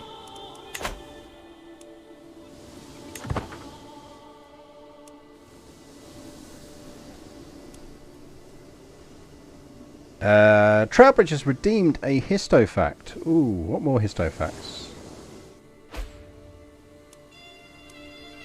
Been attacked by Jarl Sverker. For what? He's going for Brittany. That's not good news for us.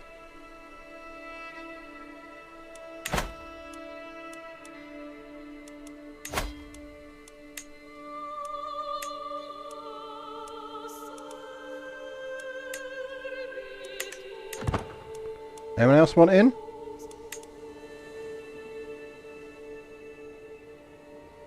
Nope.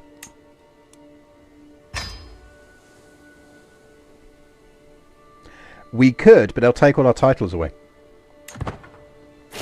He'll get all our titles when he wins.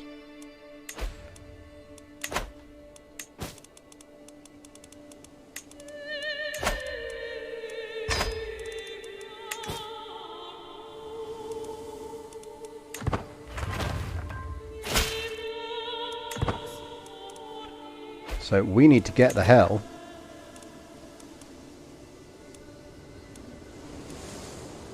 and deal with that sharpish.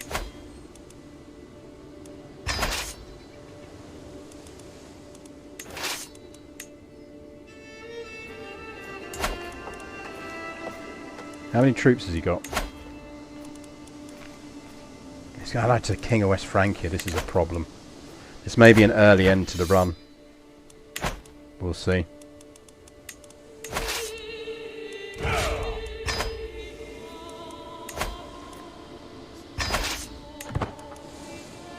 And if it is, it's fine.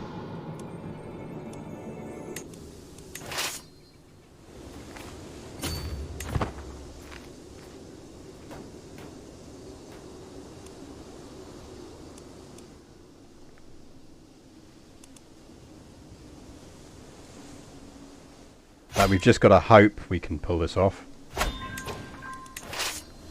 So we need to get on the capital fast. Actually snipe that army. Fine, get on that one quick. This is basically going to come down to whether they wipe us or not. If the Norsemen take the Duchy of Brittany, why they don't become your liege? No. So they're doing a Varangian for Brittany, which means that if they take Brittany, he gets all the titles within Brittany that are of a different religion, I think. In which case he will be able to allocate them out to other people. Ooh, and a Sartru Norse though, yes, you can absolutely join.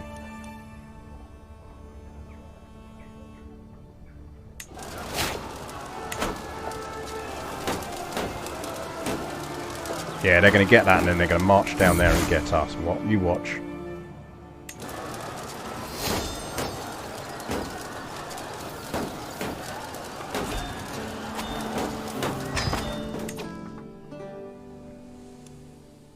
What?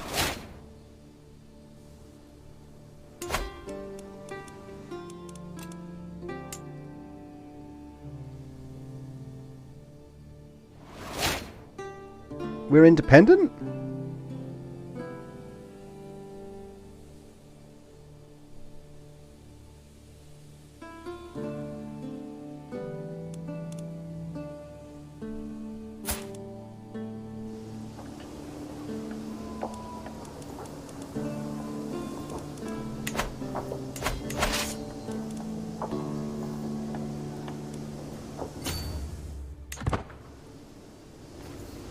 He got deposed, but then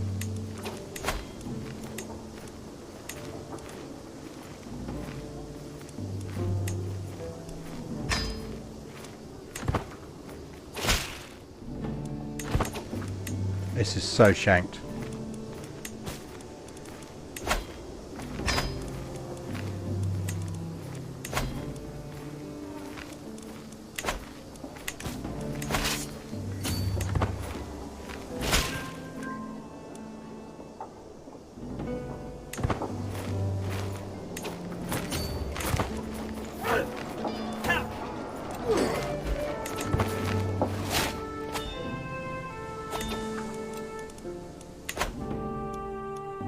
What?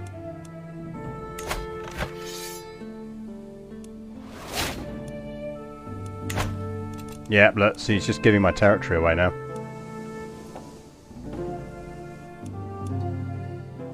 Oh, no, hang on, we're all right. We're all right. Because we hold territory on the mainland.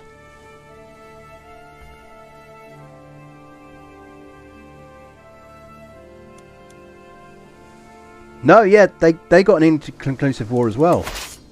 I'm so confused. Who am I at war with now? No! Oh god, no, this is so fucked.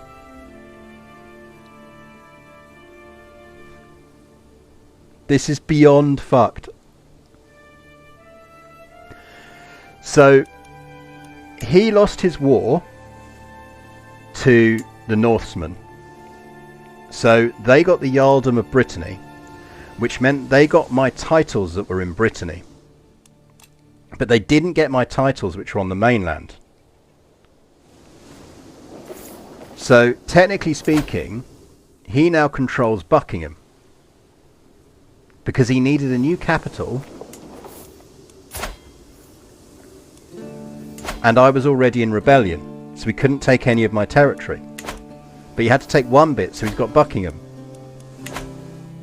Because he needed some territory to go back to.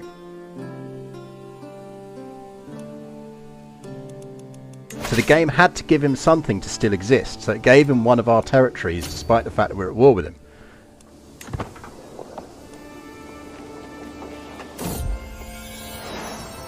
Oh no!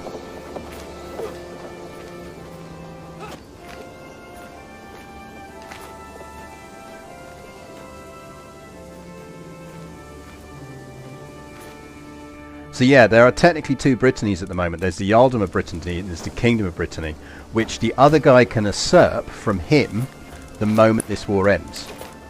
Because you can't usurp a title from someone while you're at war. Mercia, go kill him for us. Leave him, Mercia, he's not worth it.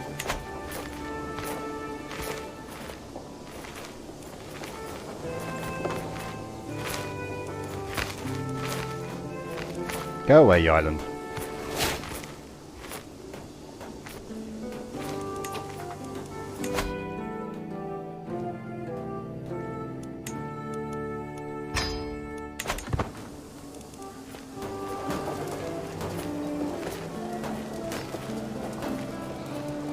Kill him! This is just ongoing chase. Yes, so if we lose the war, we're fucked. But we're not going to lose the war. We seized the Vale of Veronica.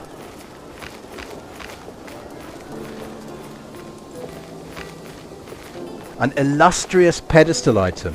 If you fulfill the requirements, petty piety plus 1.4 per month, monthly piety plus 22, and court grandeur bonus plus 4.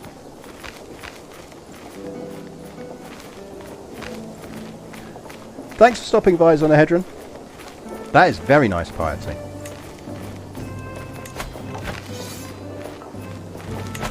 I feel like we should kill him on the basis that he might have some cool things.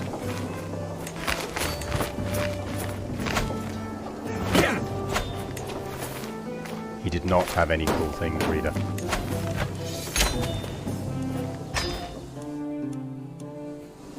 So he's now independent as that shitty little county.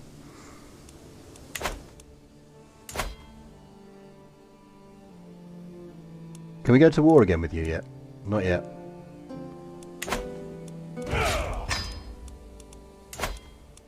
And Arthur and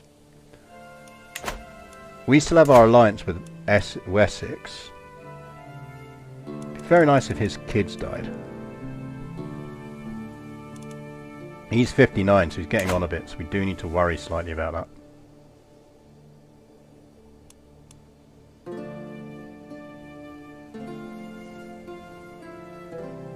Wessex got hold of Leon. Powis is independent.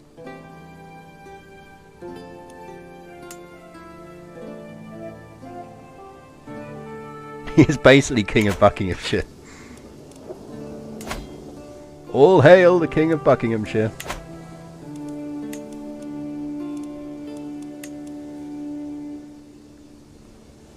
So what are the requirements on that? Oh, you've got to be Christian to use it. Interesting.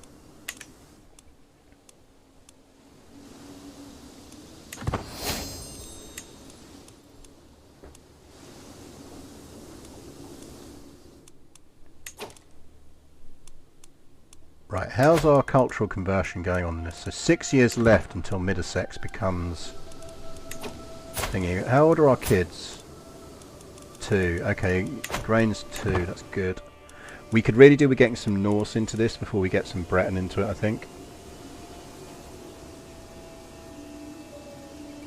Well, good luck with the job interview. Hope it goes well. Fuck me, that's a problem.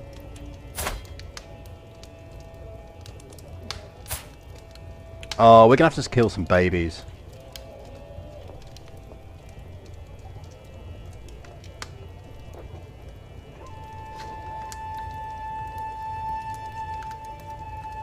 I mean, we don't want Migraine or air now.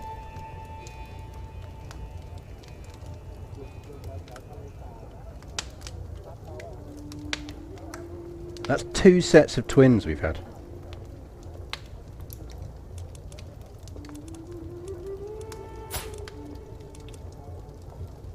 That's a Morgana.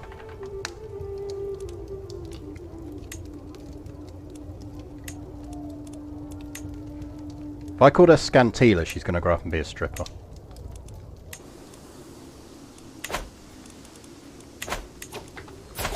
Right, we need to kill a child.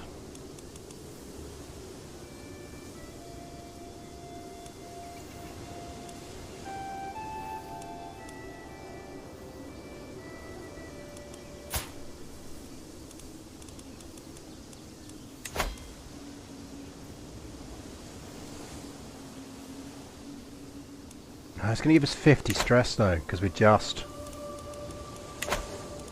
we might just have to take the hit.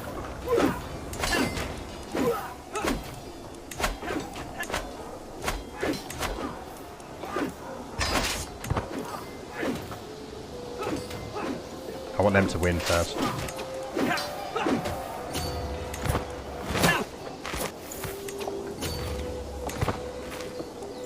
Oh, they ran away. Cowards.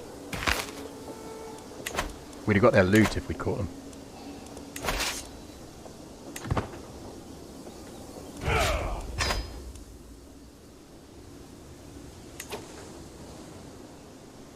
Wait, how did you get the Pendragon Dynasty family? I thought you couldn't alter that. It's a custom dynasty.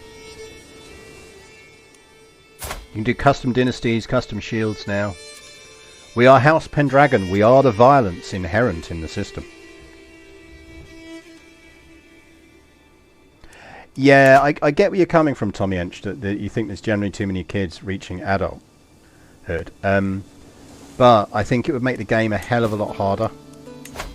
We can ask the Pope for gold. Yes, give us gold, Mr. Pope.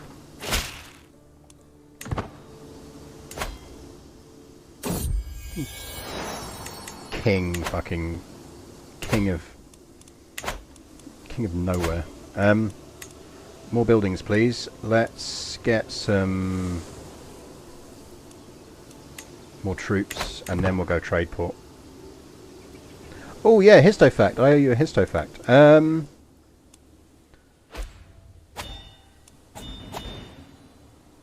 They're at it again.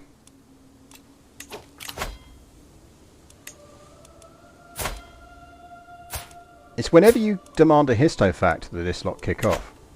It's fine, we can deal with them.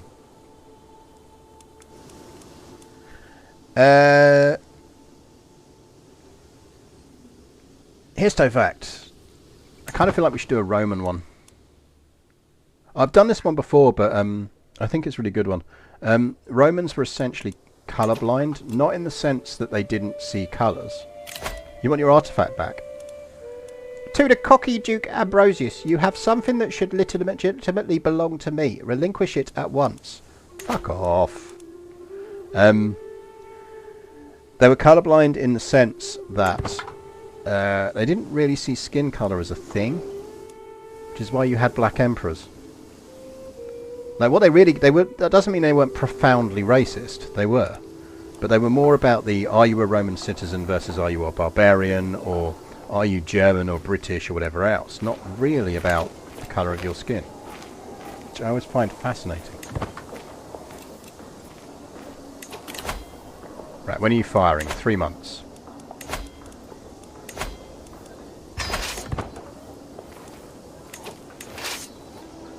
Let's go chill in Mercia, shall we? Well, at least we're going to get a domain out of this. Gives us London back.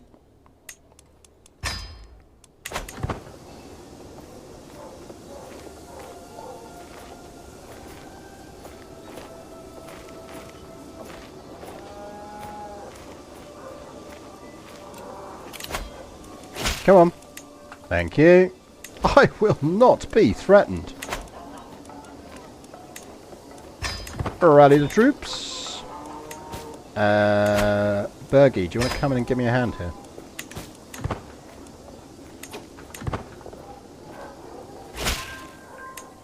Cheers, my dears.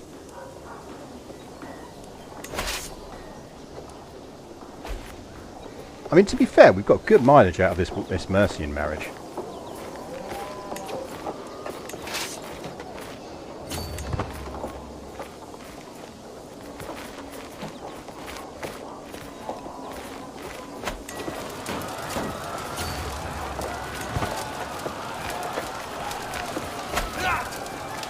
You want to hurry your ass in here, please?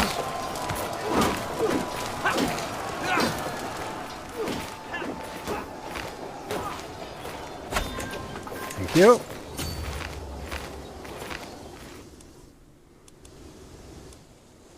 Oh, it's Heist get involved in this little cheeky fucker.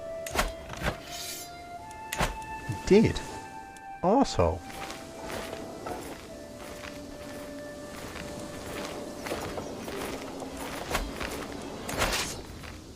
That is annoying.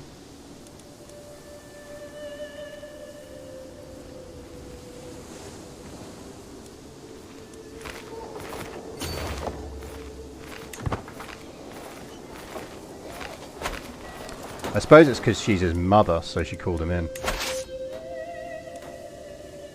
Because he's going to siege down our capital. Which we can't afford as it's the only territory we technically control.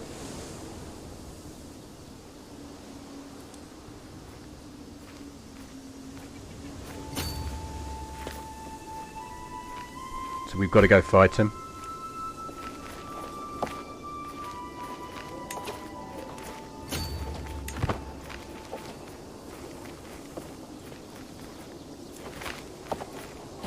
Change your mind, have you? What if I don't want you to change your mind?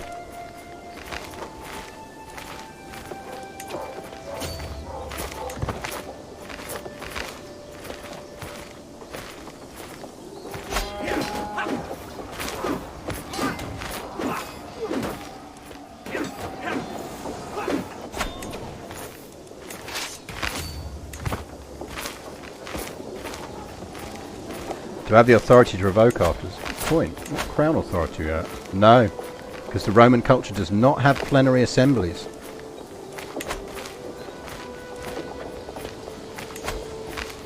Which we probably should have been focusing on.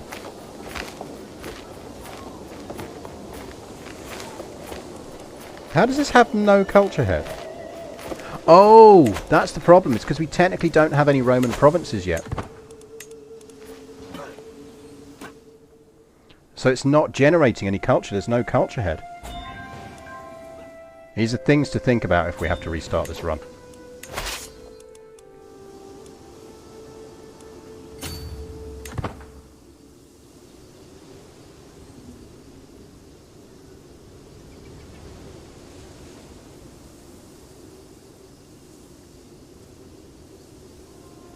So yeah, we might not be able to take the titles back off of them, which is annoying. I think we should be able to, though. We'll see. We'll see. I think because they're criminals, we can.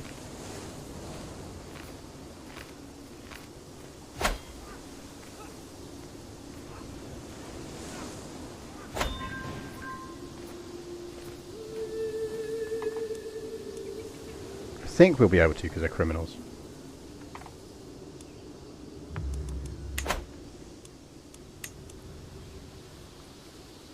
This siege might be enough.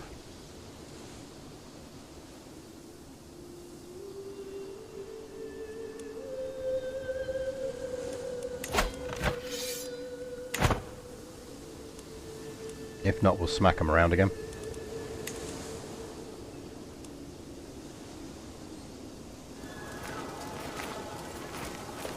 Problem is, technically this is the war target.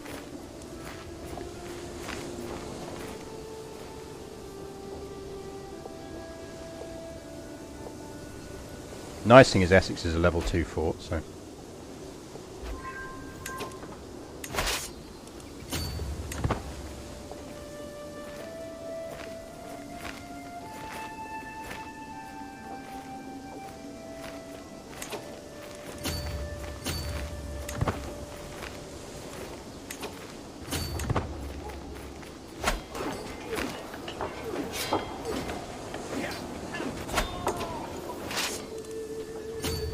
Right, we've got to go siege some of this down.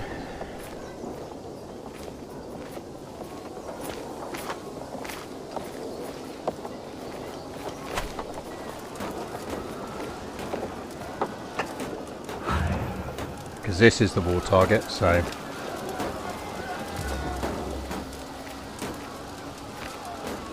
It's just a bit of a pain in the arse, this back and forth.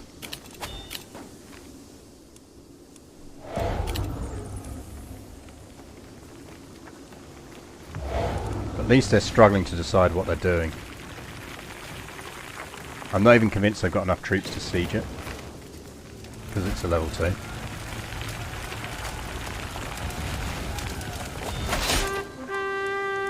Bosh!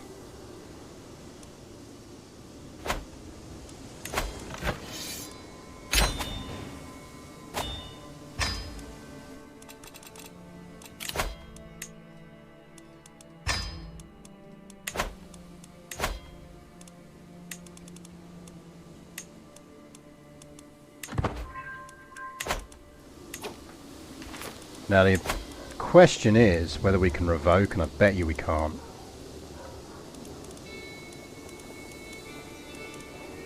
Which is going to be fucking annoying.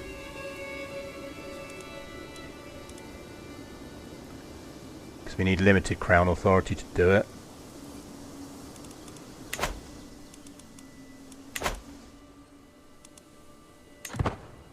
I guess they're all just staying in prison then. See, Buckingham just finally lost his title.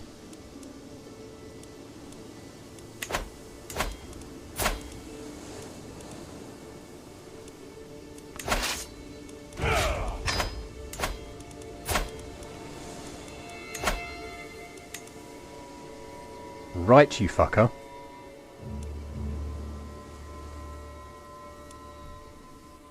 Remember me? That is what we're going for.